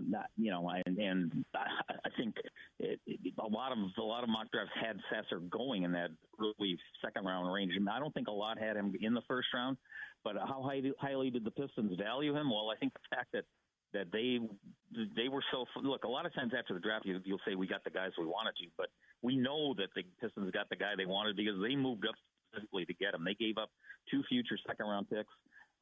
Troy Weaver said that Arn Tellem and his son Eric's director of pro scouting for the Pistons, they were on the phone with Sasser's agency, the Excel, and that night because they were monitoring. The agent will be the first one to know if teams are interested in their guy, and they wanted to know if any of these teams late in the first round were likely to get Sasser. And when they got a whiff of 2 teams that had some interest in drafting Sasser, they jumped. Boston had just acquired the 25th pick in the trade with Memphis, and the one in which they got Kristaps Porzingis from Washington, and it was rightly assumed that Boston was interested in getting out of the first round because of salary concerns and all that, the guaranteed contract that comes with, the 25th pick. So, they probably targeted Boston for a trade up candidate. And when they got a whiff of Sasser maybe not being there, Sasser is a guy who really gets after it defensively, and also a guy that I believe is going to be a 40% three-point shooter in the league once he gets his feet set. So, it's clear, like I said, a lot of times teams pay lip service that we got our guy. Well, there's no doubt the Pistons got their guy because they acted to get him. And we talk about the shooting of Marcus Sasser. In his junior season, when he was playing about 32 minutes a game, he shot at about 44% from 3. And then those numbers kind of skyrocketed, at least as far as his attempts, and it dropped down to 38.4%. But still, high 30s, low 40s. I mean, that's really, really nice to see. So how do you think that affects what the Pistons want to do at that point guard position with Cade Cunningham coming back from injury? He and Jaden Ivey, I think that Jaden Ivey is going to really explode this year. I think that running alongside Cade Cunningham is going to be a game changer for him, just because the way Cade sees the floor, the way that he moves the basketball, his decision making. I think that he's one of those guys that just goes out there and makes everybody else around him better. So Marcus Sasser then eats up minutes. That maybe brings me to this question of what are they going to do with a guy like Killian Hayes? Yeah, I was just looking at the roster. The Pistons will have on their roster next year, and assuming look, we're going into free agency. There's probably going to be some opportunities for trades. The Pistons are going to have $30 million cap space, and with today's news that Utah has acquired John Collins into cap space from Atlanta, that means there's only going to be 4 teams with more cap space than the Pistons. So, people ask me what's going to happen in free agency. We might get to that, but I would still put more money on the fact that they'll probably leverage their $30 million in cap space in the trade market as opposed to using it in free agency. But we'll see. But as the roster stands right now, they're going to have 8 players that were taken in the first round of the last 4 drafts since Troy Weaver got here. And, not all of them were Pistons picks. James Wiseman was a trade acquisition, but 8 first-round picks in the last 4 drafts, and 6 of those are taken in the lottery. So, there's going to be real competition for minutes. So when you say what's going to happen with Killian Hayes, well, when training camp starts, he's on the last year of his rookie contract. It's a real prove-it year for him. He's got a new head coach who comes in. I'm guessing he's going to come in with a blank slate, and it's going to be best man wins. But Cunningham and Ivey are going to, in all likelihood, be the starting backcourt and get 30+ minutes a game. And who fills those backup roles? I mean, Alec Burks is a proven guy. You have to believe he's going to, if he's healthy, he's going to occupy a slot. And then it's a fight for whatever minutes are left from there. And Killian Hayes is one of the people, and Marcus Sasser, he comes in with a lot of wind in his sails from everything we know about how the Pistons view him. So it's going to be a real competition. Those things always work themselves out. I know you always look at the depth chart and wonder how we're going to find minutes for everybody. They always work themselves out because of injury or otherwise. So, it'll play out starting in training camp, and from there it'll be whoever earns the minutes will get them.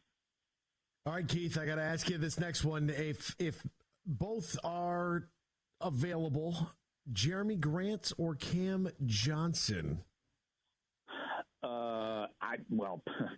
I would bet heavily on Cam Johnson wearing a Brooklyn Nets uniform next year, and on Jeremy Grant wearing a Portland Trail Blazers uniform next year. You know, the one wild card in there is it's been reported that Damian Lillard is meeting with Portland's front office today, maybe as we speak, and discussing the future of the franchise. If Dame comes out of that meeting and says, you know, I love my time in Portland, but it's time to move on, then Jeremy Grant being on the move probably makes a little more sense, and then we'll see. Cam Johnson, I just have a hard time believing that Brooklyn, owned by one of the richest men in the world, and they've just traded Kevin Durant, and the return for Kevin Durant was Mikal Bridges and Cam Johnson, and then they're going to let one of those guys walk out the door because they won't match an offer for a restricted free agent. With the history of restricted free agency in the NBA is they very rarely move if they have any value to their current team, and Cam Johnson certainly has value to the Nets. So I don't think I just can't imagine the offer sheet the Pistons can sign him to that would scare away Brooklyn. So as I said, my money on how the Pistons wind up using their $30 million in cap space is via the trade market, as opposed to out and out free agency. But we'll see. You never know. It starts Friday night, so we might, a week from now, if we're having this conversation, we might have the answers already. He is Keith Langlois. Find him on Twitter at Keith_Langlois. If you don't follow him already, find his work at Pistons.com. Keith, my friend, is always partner. So great to catch up with you and hear your voice, my friend. We greatly appreciate the time today. Thanks, Anthony. Anytime.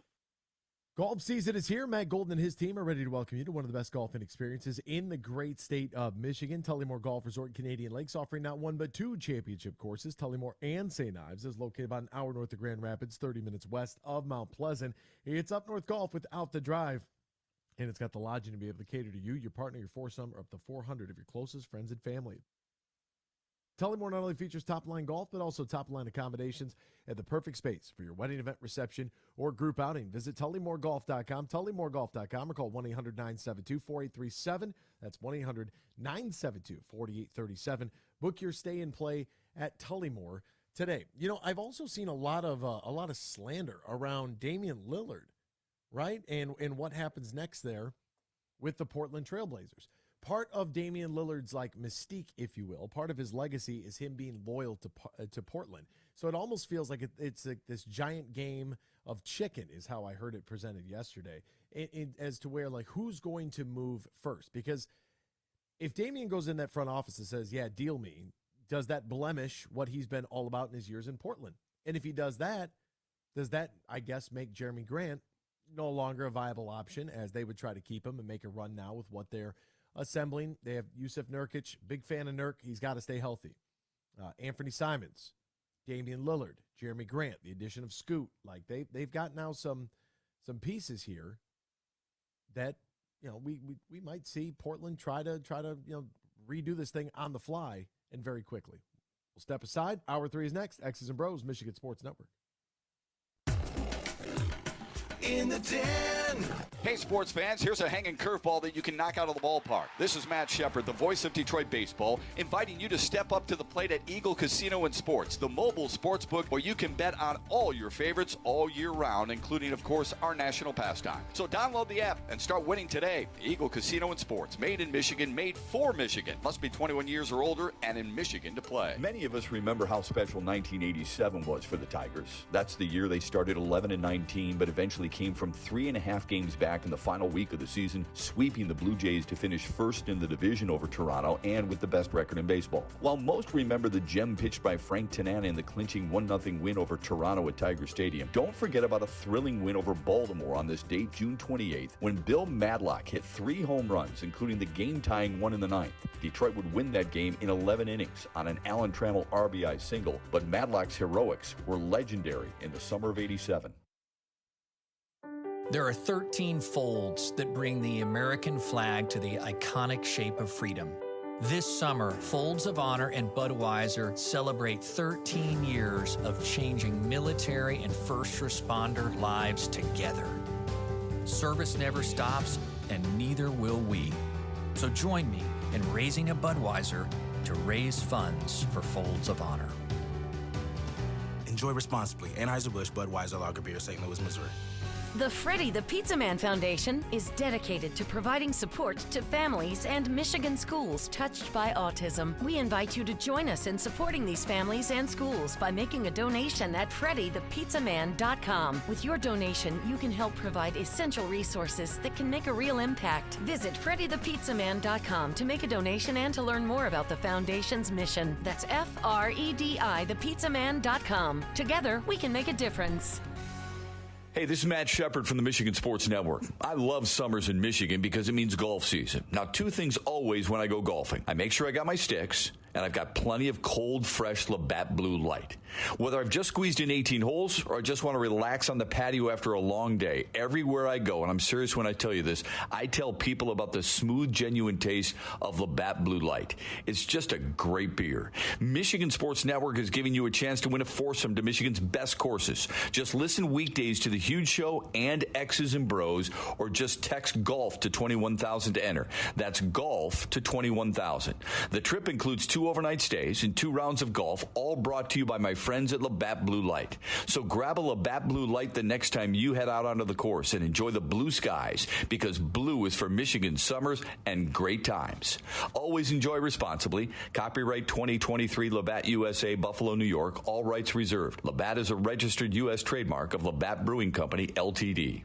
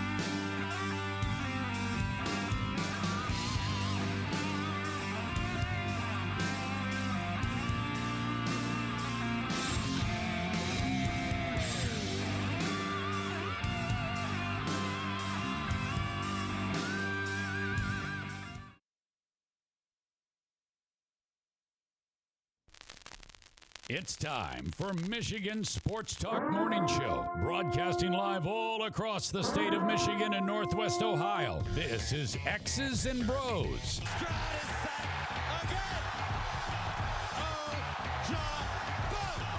Swings it out to Sadiq Bey. Defended in the corner. To Abdul-Rahman at midcourt. Extra pass. And it goes for the win. The three-pointer by Jordan Poole. Here's the give. Walker. Kenneth Walker. Touchdown. Smarty. Goff's got it. Back. Looks. Throws. Ends up. Yes. Caught. Touchdown. Detroit Lions. They did it. Amon-Ra St. Brown in the receiving end. Sends one to deep left center field. Back it goes, and that ball's out of here. A grand slam from Miguel Cabrera. He's got 2 goals. Larkin in on goal. Scores! His first career hat trick in his 7th season for Dylan Larkin. Here's your host, Anthony Bellino. Rise and shine, folks. Welcome back here. Hour number 3 of X's and Bros coming at you live all across the great state of Michigan and Northwest Ohio and worldwide on the iHeartRadio app. We say good morning to you. We welcome you. We thank you. We appreciate you. And, of course, we encourage you. Join the program at any time. You can text the keyword sports radio. Send that to 21,000 sports radio to 21000. Myers Supercenter guest line 248-951-2176, 248-951-2176. We're on Twitter at XB Mornings, Facebook, X's and Bros, and of course, good morning to our television audience as well on BCSN and streaming live on our YouTube page at Michigan Sports Network. Add a .com to that to find our website. xbmornings@gmail.com is the fan feedback email inbox. You can find us all individually on Twitter as well. Ryan L. Key is at RyanL_Key. Danny Cahalan is at Dan in the studio. And I'm Anthony Bellino at AC Bellino. What's going on in the sports world? We'll try to get you all caught up with all the happenings. We'll do so right now in the headlines. Big news. I have a little news flash. Let's check the headlines. Nah, it's real news for once. The biggest stories of the local, regional, and national news. This is huge news. Ohtani hits one in the air, left center field, hit well. Robert is back, so it's been intended. It's gone! Shohei Ohtani with his second of the night. And the Angels add to the lead. It's 3-1. The greatest baseball player in the history of the game struck out 10 last night and hit 2 home runs, and I don't even think that's a crazy statement to make.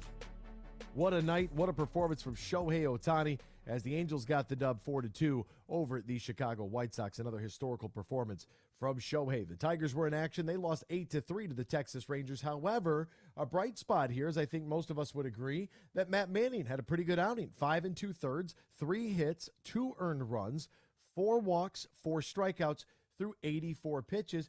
Not too shabby. Did you guys like what you saw from Matt Manning in his performance last night?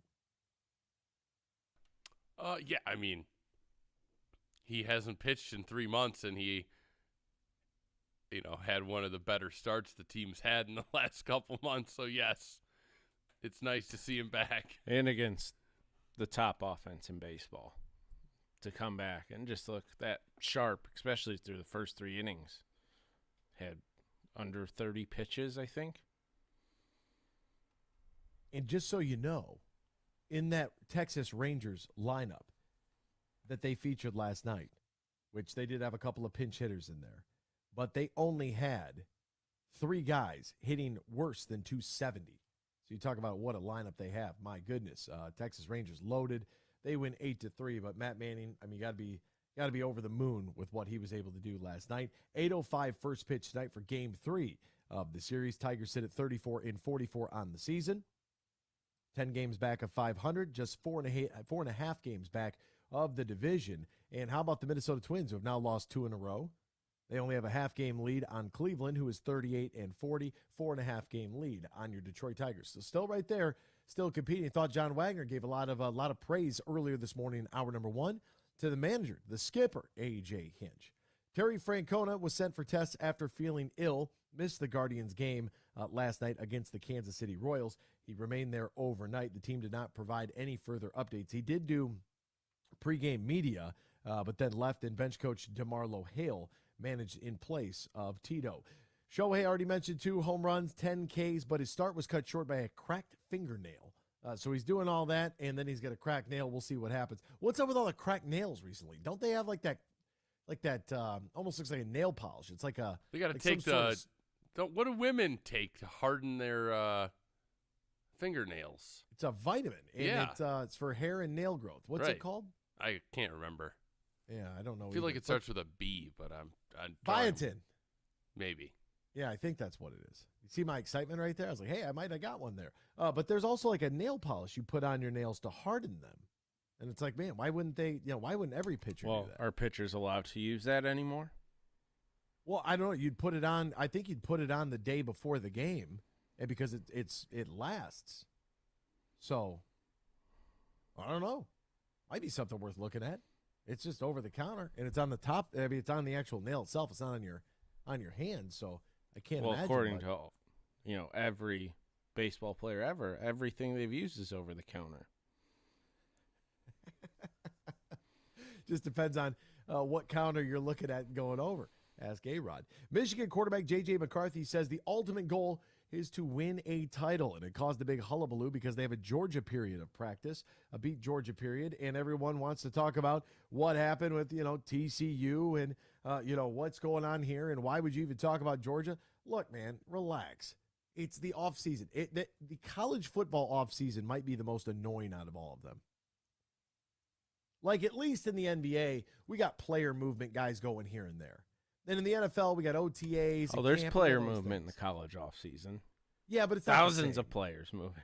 Yeah, like Billy McGruff, you don't even know who that is. Oh, say college is bad. Like, kid commits to a college, and it's flooded with half of the rival fan base just roasting the kid for making the biggest decision of his life. Yeah, just all because he didn't go to your favorite school. Like, it's just ridiculous. But, man, then watching the fans argue with each other over every little thing. Like, dude, we don't play football until September. Like, take a breath. Dante DiVincenzo is going to decline his option, enter free agency. I just don't know how Golden State's going to be able to retain him. I mean, their salary cap sheet is an absolute disaster right now. The Heat's Victor Oladipo exercises his $9.4 million option, and apparently the Heat are looking into the the stretch and waive provision for Kyle Lowry. So if they can't trade him, they would try to stretch out his contract and then let him go, which I thought was pretty interesting. Pistons plan to pick up Alec Burks' $10.5 million option. Doesn't seem too bad, although with Dante DiVincenzo hitting the free market, could he be around 10.5? I don't know how many more guards you could actually have.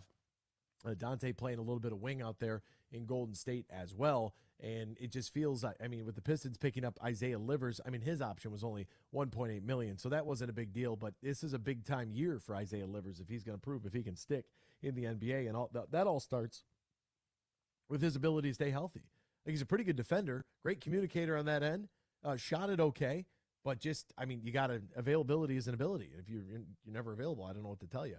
Leonard Fournette says that he is okay after his SUV spontaneously combusted. His car caught on fire. He posted a video to his Instagram. It's a luxury SUV. Don't know what that means. Unclear what caused the car to burn, but the front end of that thing was just absolutely roasted.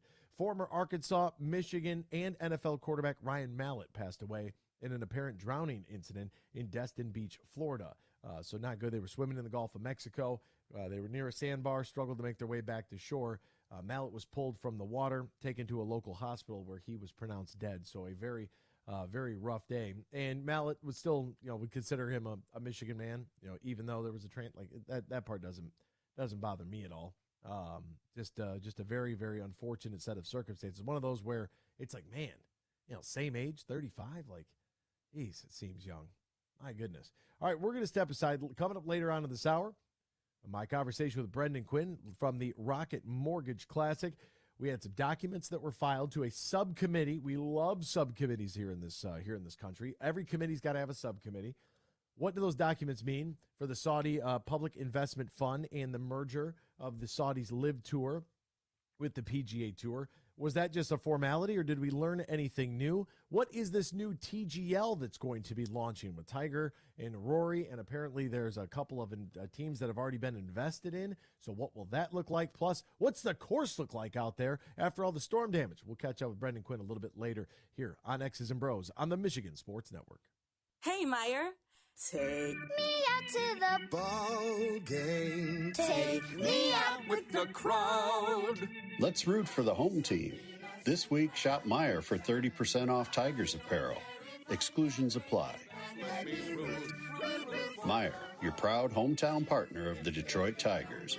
Now that's a winning team. For it's 1, 2, 3 strikes, you're out at the old ball game. Disturbed, the Take Back Your Life Tour.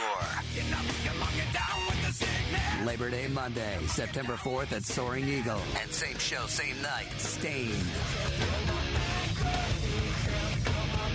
Tickets start at $34 and on sale now at the Soaring Eagle box office or etix.com. Party hard, rock harder. It's been a while. Disturbed and Stained. Labor Day Monday, part of the Soaring Eagle Summer Outdoor Concert Series. Hey, this is Matt Shepard from the Michigan Sports Network. I love summers in Michigan because it means golf season. Now, two things always when I go golfing. I make sure I got my sticks, and I've got plenty of cold, fresh Labatt Blue Light.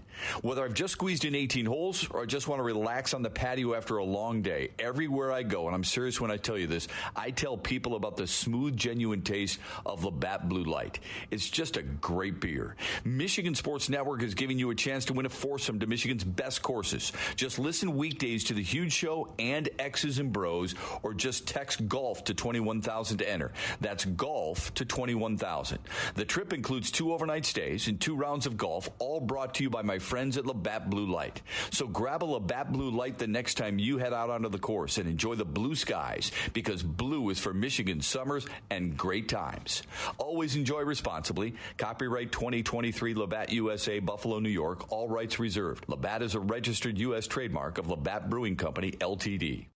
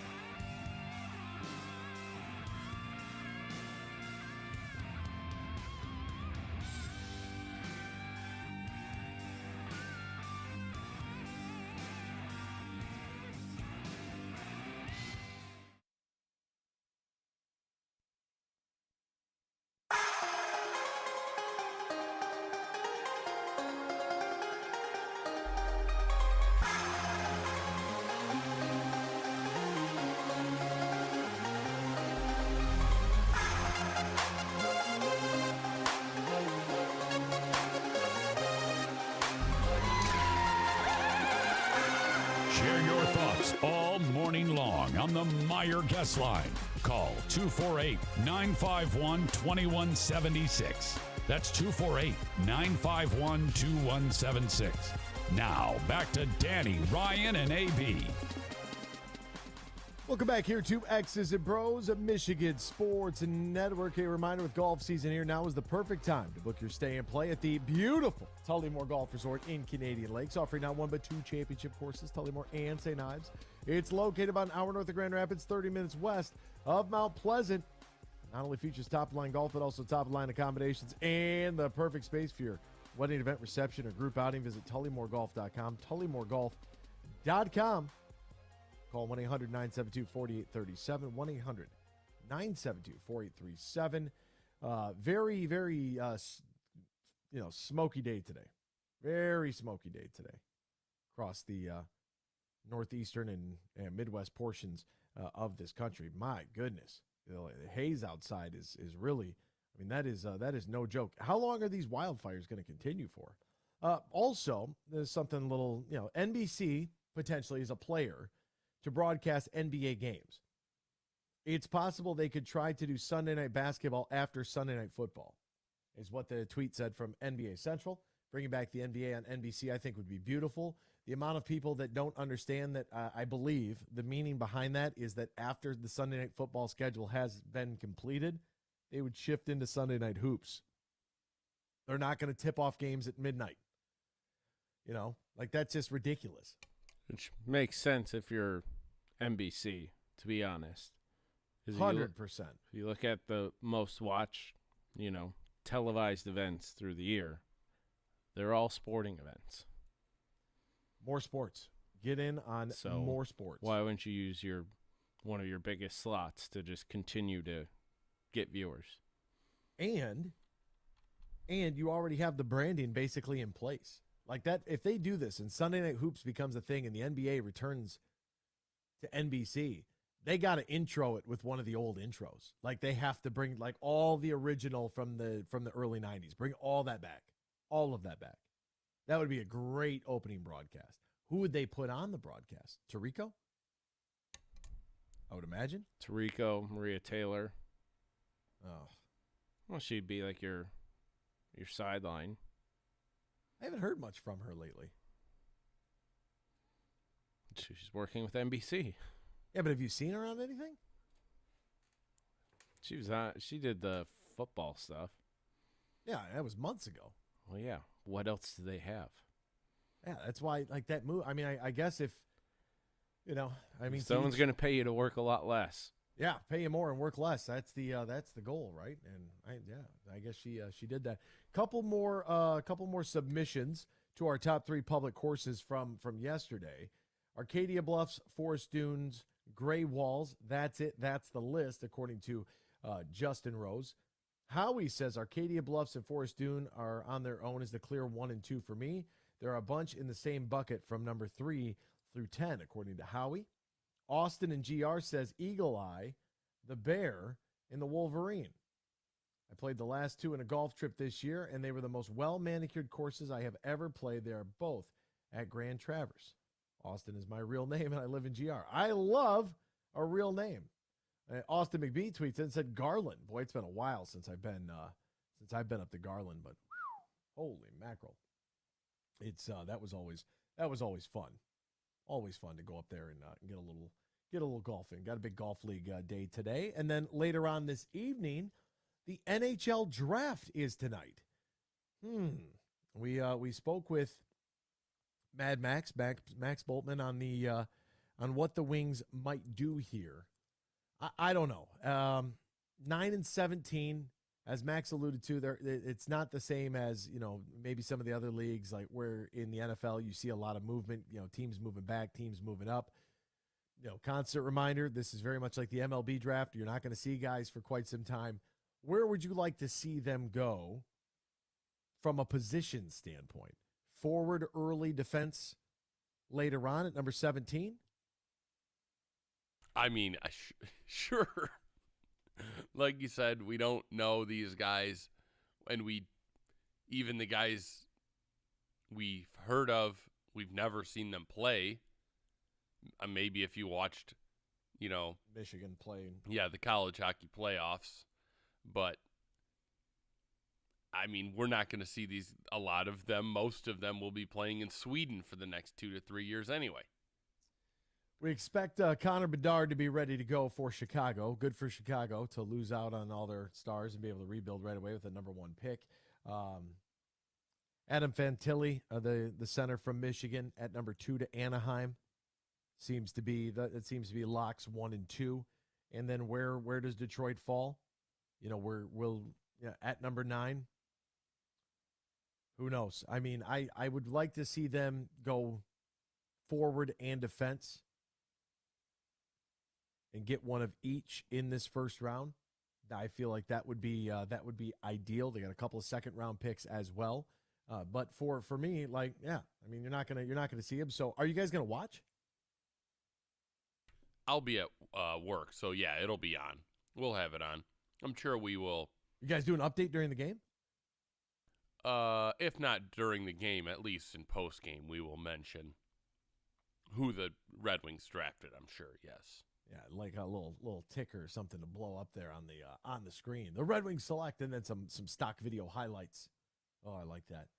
That'd be good. Ryan and John Wagner are just getting after it right now, and I knew when John said it, I knew Freddie was going to rejoice. I'm surprised he didn't throw his phone or something at that point, because it was like, look, man, this is for John Wagner to reference that trade, and for Reese. I mean, yeah, he's had couple of good outings, but I mean, that's man, there's a lot to unpack. Say that's got to overshadow all the bad things that Alavila did. He got a major league starter that started 6 games for Daniel Norris, which, by the way, we got Daniel Norris in the David Price trade. Ryan said, I haven't seen cherry picking like that since I was playing basketball in elementary school. That was good. That was a quality tweet. Thank you. The JV and JD returns are Avila's legacy. Yeah. I mean, that's what it is. I just can't believe how much run that name still gets on this show all these years later. I mean, a blind squirrel finds a nut every once in a while. This is true. The age-old adage of that. And look, it's.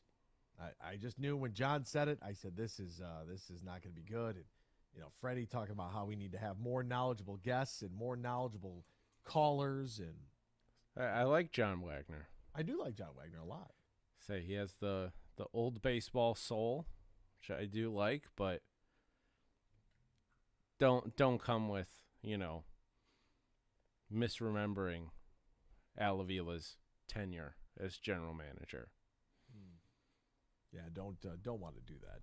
Hey, folks, want to remind you to step into a world of nonstop action. Over at the DraftKings Casino, you can play the classics like blackjack, roulette, and slots, plus enjoy exclusive games you can't find anywhere else. Right now, new customers who deposit at least $5 can get a match of their first deposit and score up to $2,000 in casino bonus funds. All you have to do is sign up, select the offer of your choice to start playing from a full suite of games. Download the DraftKings Casino app right now. Sign up using the promo code HUGE and get a match on your first deposit of $5 or more, up to $2,000 in casino bonus funds. Only at DraftKings Casino, only using the promo code HUGE. If you or somebody you know has a gambling problem, wants help, needs help, call the Michigan Department of Health and Human Services Gambling Disorder Helpline, 800-270-7117. 21 plus, Michigan only, 1 per opted-in customer. And then with the bonus in the deposit, that amount requires 15 times playthrough within 30 days. See terms at casino.draftkings.com/players-choice. Restrictions do apply.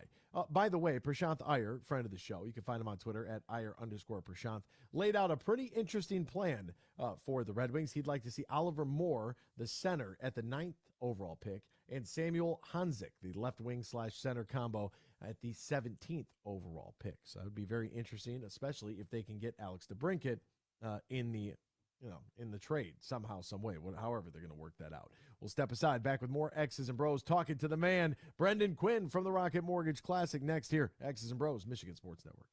Shop for July 4th with just one stop at Meijer. Right now, buy one, get one free 80% lean ground beef. And Kingsford Twin Pack Charcoal Briquettes for $16.88 with M-Perks. Plus, get 50% off the entire stock of swimwear for the family. Buy 5, save $5 on Pepperidge Farm buns, Coca-Cola, Pepsi, 7-Up, or Dr. Pepper products, plus deposit where applicable. And Lay's potato chips.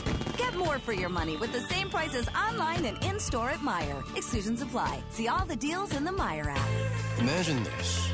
A day filled with indulgence, bursting with excitement, and packed with extraordinary moments that build memories to last a lifetime.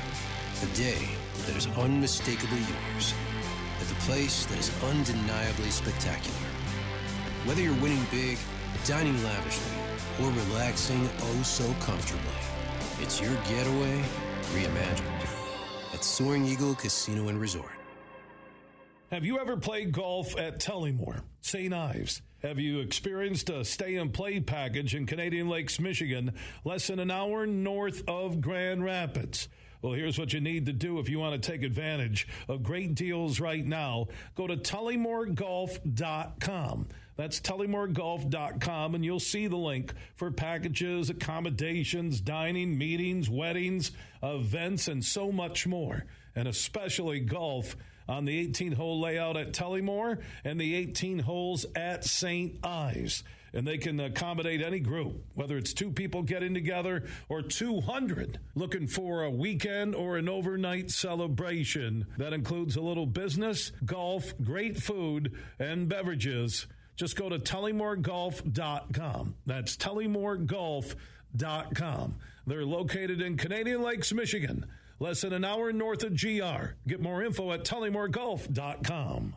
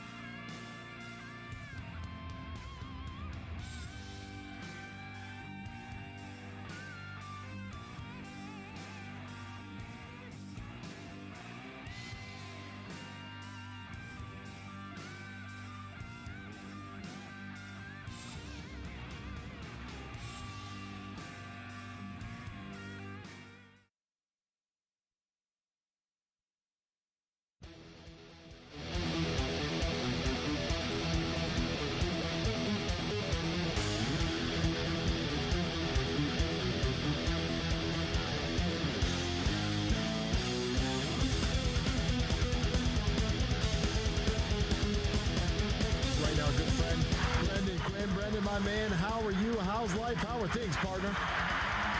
Everything is wonderful. I'm actually out on the course now at Detroit Golf Club, and there's worse places to be.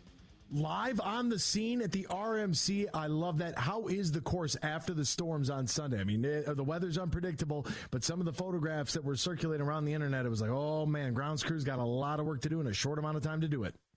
Yeah, all things considered, I think it's in decent shape. It could have been way worse. Of the 18 to 20 or so trees, large trees that came down, I was told a number of them barely missed kind of structures that had been built. I'm saying they missed them by 3 or 4 feet, where it would have been kind of catastrophic in terms of trying to clear things out or rebuild things or whatever it may be. But course is in decent shape in terms of functionality. The problem is that it has taken on so much water, it'll be impossible to firm it up. And I think these guys are going to absolutely pick it apart in these conditions with how soft it's going to be. So last year, Tony Finau won at 26 under.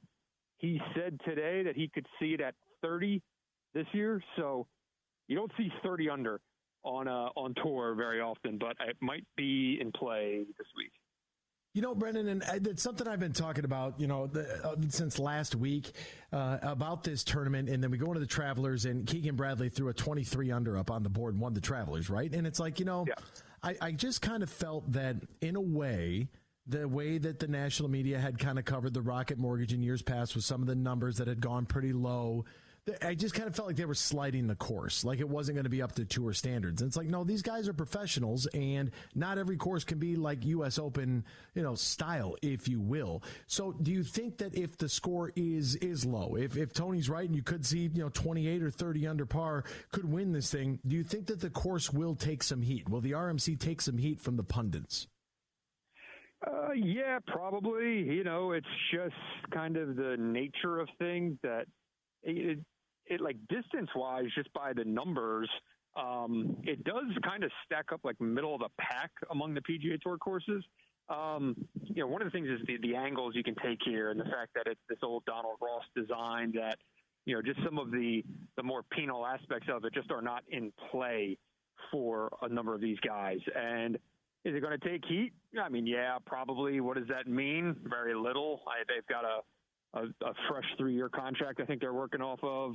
So, it's not going anywhere. It would be nice for like 1 year to actually see the place play in like proper conditions. If there was a while there, we had 18 straight days. I actually live 5 minutes from the course. We had 18 straight days without any rain. It would have been great to see, this track up against these guys. If it was that dry, that fast, that firm, and where they could maybe dial up the greens a little bit, but it's just not plausible here. So will it catch grief? Yeah. Does it mean anything? No.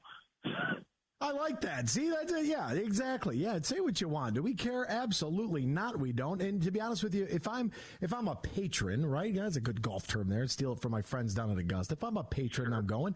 I want to see guys make like great shots. I want to see a guy hit one, 7 or 8 feet past and spin it back like Steph Curry did the other day from 150 out. Now I got guys hitting half quarters in golf, but that's what I want. I want to see guys stick it, and I want to see guys go low. I don't want to see some dude out there hacking it around in the rough and can't find his ball and just slaving away to try to shoot 72. That's not very fun for me. I can do that.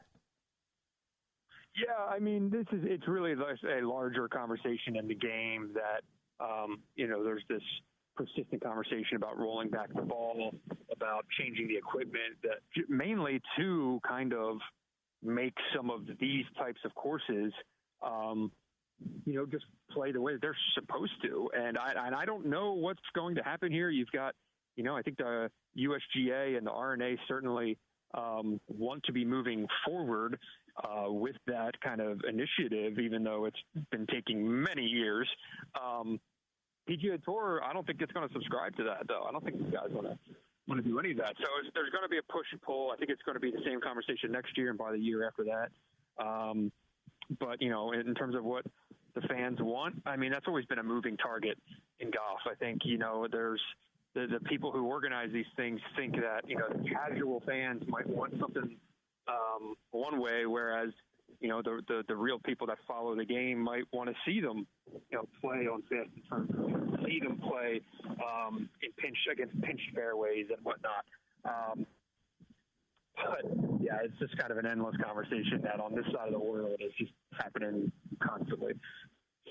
Nonstop all the time. Brendan, you just recently wrote for The Athletic. If you're not a subscriber, what you need to do is go to theathletic.com, click the button, click subscribe. Great deals all the time to get in and read old form journalism the way that we used to know and love. But Brendan, the PGA Tour submitted some documents to somebody on some committee. And who doesn't love a committee? And then to have a subcommittee with it, I mean, my goodness, that's what we're good at. We love putting together committees. And there's an investigation allegedly pertaining to this new company formed with the Saudis, PIF. So what can you tell us about these documents and about the deal that seems to be on the table here between these two?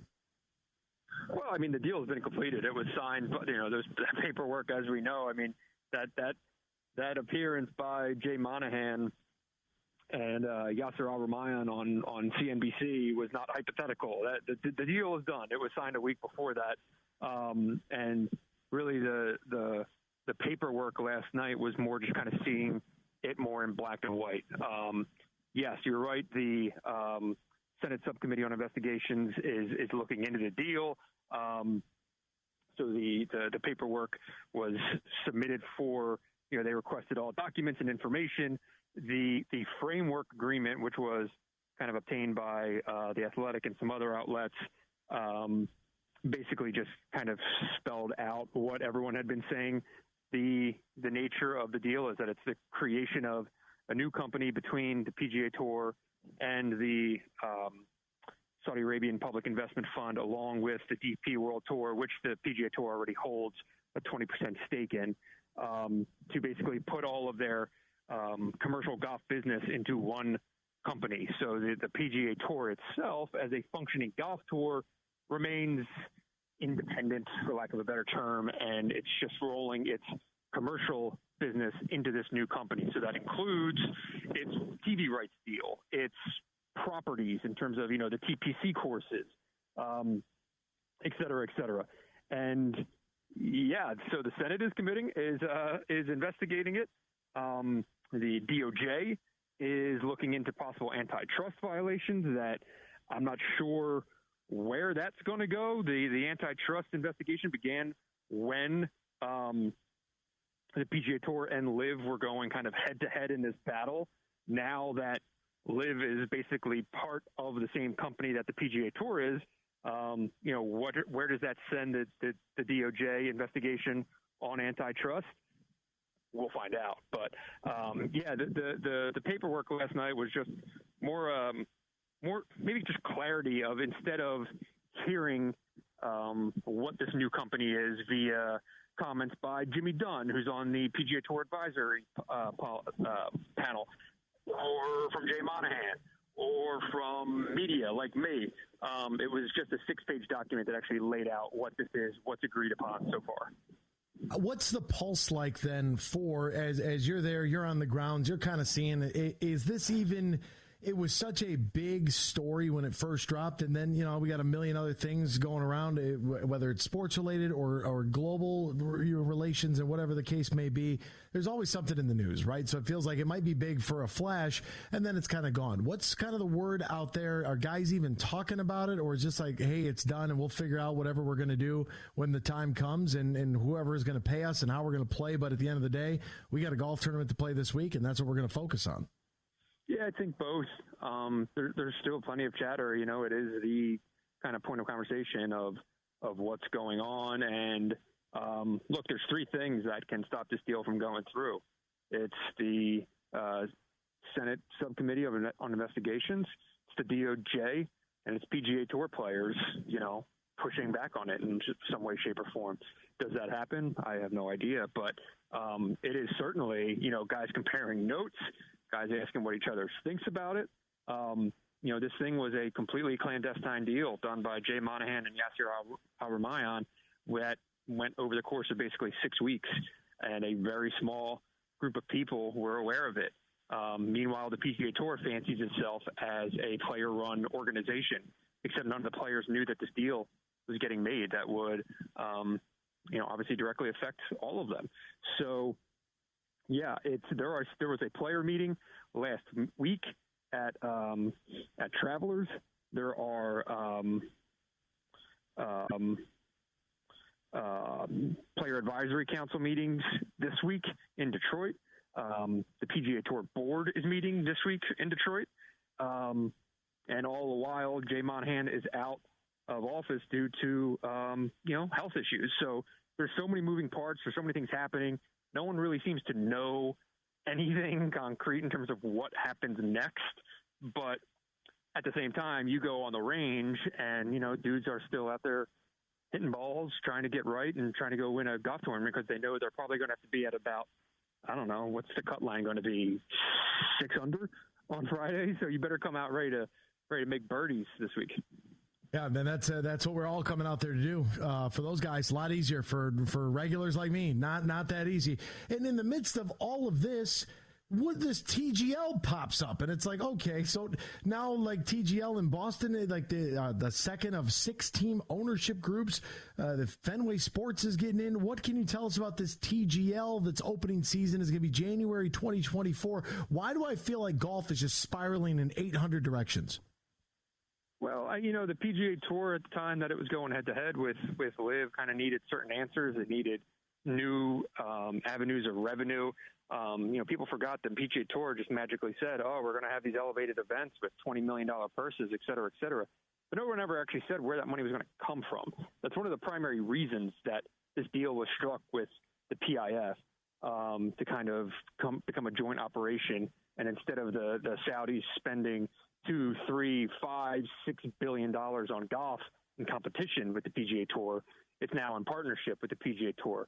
The Tour can take that money and basically, spend it as it see fits. It has the majority of seats on the board. So that's another conversation. But regarding TGL, these were things that were kind of being started in real time of trying to bring golf to a broader audience, try to find, kind of air quote, fun new ways to get golf on television and things like that. And, a lot of people will tell you Tiger Woods is not going to be playing golf regularly. That involves walking 18 holes. But you put him on a TV or in front of a video screen on a golf simulator in a indoor competition. Well, he can do that all day. So a lot of this I think is built around the TV ratings that Tiger Woods can bring in, and a lot of people kind of mocked the LIV idea of creating these franchises that would exist as these 3 or 4 man teams kind of under the umbrella of one, primary star player. Well, this isn't that far different from that. And they are selling these teams. I was told they're going for upwards of $50 million per. So the first one's in LA. Now you see a second one in Boston, not in Boston, but it's, dubbed a Boston team. And, it's not a coincidence at all that it is a Fenway that is the Fenway group that is decided to make the investment. Jay Monahan, the current PGA Tour commissioner, came out of that ownership group. He was a former executive VP and CMO there. And, his best friend, Sam Kennedy, or one of his best good friends, I should say, Sam Kennedy is the current president of the Red Sox, current president of or CEO of Fenway. They own Liverpool FC. They own the Pittsburgh Penguins. And now they have this TGL team. And what does that exactly mean? I don't really know. Man, that's, geez, I can't wait to see what it looks like. It's a lot of information all at once. This is... It's incredible. And you know all this off the top of your head. I'm trying to follow along, and I'm like, I'm just trying to figure out what kind of simulator. Like, are we in like a dome? Is that what this is going to be? Are we hitting closest to the pin shots in a dome here? Like, what's it with? It's really annoying trying to play golf with my buddies who, these are just the conversations of like, all right, just boil this down into like the Wikipedia version for me. Yeah, you got to have them. You got to get a subcommittee to have them sign some paperwork. Like, guys, I write about this. Get a subscription. We're on the golf course. We're going to talk about anything but work right now, including this fancy wedge shot I'm about to hit. Then throw a dart in there and then keep it moving. All right, back over to the RFC. You criticizing my short game, but that's beside the point. I just, back over to the RFC now, because I feel like even talking about it, I feel like I'm doing a disservice to all of our listeners all across the great state of Michigan that might be interested in. But it's like, yeah, we got some major topics here in the game of golf that we gotta at least get some information and some intel, and why not call the guy on the beat? So who is your favorite? Who do you like the most this weekend at the Rocket Mortgage Classic? I think Justin Thomas has had a couple is kind of turning around his game of late. He was kind of in the wilderness there for a couple of weeks, but I think he had a really in LA, he kind of started turning things around, and then put up a couple of nice performances at Travelers. So, he seems to be trending the right way, and given kind of the quality of the field here, if Justin Thomas is starting to look like Justin Thomas, you have to talk about him in that conversation. Tony Finau obviously will be among the favorites after what he did last year. A guy I really like this week is Tom Kim, 20-year-old, who is, casual followers might remember what he did at the President's Cup last year. He's already a 2-time winner on the PGA Tour. He has not won yet this season, but is playing fairly well, and I think is a good name to watch this week. It would probably be an exciting thing for the Rocket Mortgage to have kind of a young up-and-comer like Tom Kim take this thing. So, yeah, Ricky Fowler just made his run at the U.S. Open and shot a 60 on Saturday at Travelers. Like, his game is in great shape, and a guy with his distance has to look at a place like Detroit Golf Club as someplace that he can really win and take a run at this thing. And certainly familiar with the course because he is a Rocket Mortgage brand ambassador. He's played this event every single year, so certainly knows the course, certainly knows is comfortable here.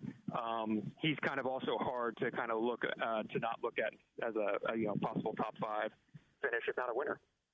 He is Brendan Quinn. Find him on Twitter at BF Quinn. Find his work at The Athletic, covering not only golf, but college hoops as well. And stay tuned for more information on whatever happens next with the tour and whatever direction they're going. And, of course, all weekend long there at the Rocket Mortgage. Brendan, on site, man, thank you so much for your time today, partner. I greatly appreciate it. Happy to do it. Thanks for having me. What if paradise was just a few shakes? Catch up with him and be able to, learn a little bit about the Rocket Mortgage, and basically just happy that the course is going to be playable. Now, as Brendan mentioned, a lot of water out on the course. So, yeah, expect scores to go low. Does it really matter? It might to the outside world. The players are going to be able to take advantage of it. It's going to be 82 today, 84 tomorrow, 88 on Friday. Yeah, they're expecting a little bit of rain over the weekend, but it's going to dry out the next few days. It's not just going to be soaked. I hope not. But if it is, guys are going to go low, and we'd expect them to anyways. The Travelers last week, 23 under. We might see a score of 25 or better win this tournament this week. For Dana, Ryan, I'm Anthony. So long. See you tomorrow. Same time, same place, right here on X's and Bros on the Michigan Sports Network. Hey, this is Matt Shepard from the Michigan Sports Network. I love summers in Michigan because it means golf season. Now, 2 things always when I go golfing. I make sure I got my sticks, and I've got plenty of cold, fresh Labatt Blue Light. Whether I've just squeezed in 18 holes or I just want to relax on the patio after a long day, everywhere I go, and I'm serious when I tell you this, I tell people about the smooth, genuine taste of Labatt Blue Light. It's just a great beer. Michigan Sports Network is giving you a chance to win a foursome to Michigan's best courses. Just listen weekdays to The Huge Show and X's and Bros, or just text GOLF to 21,000 to enter. That's GOLF to 21,000. The trip includes 2 overnight stays and 2 rounds of golf, all brought to you by my friends at Labatt Blue Light. So grab a Labatt Blue Light the next time you head out onto the course and enjoy the blue skies, because blue is for Michigan summers and great times. Always enjoy responsibly. Copyright 2023 Labatt USA, Buffalo, New York. All rights reserved. Labatt is a registered U.S. trademark of Labatt Brewing Company, Ltd.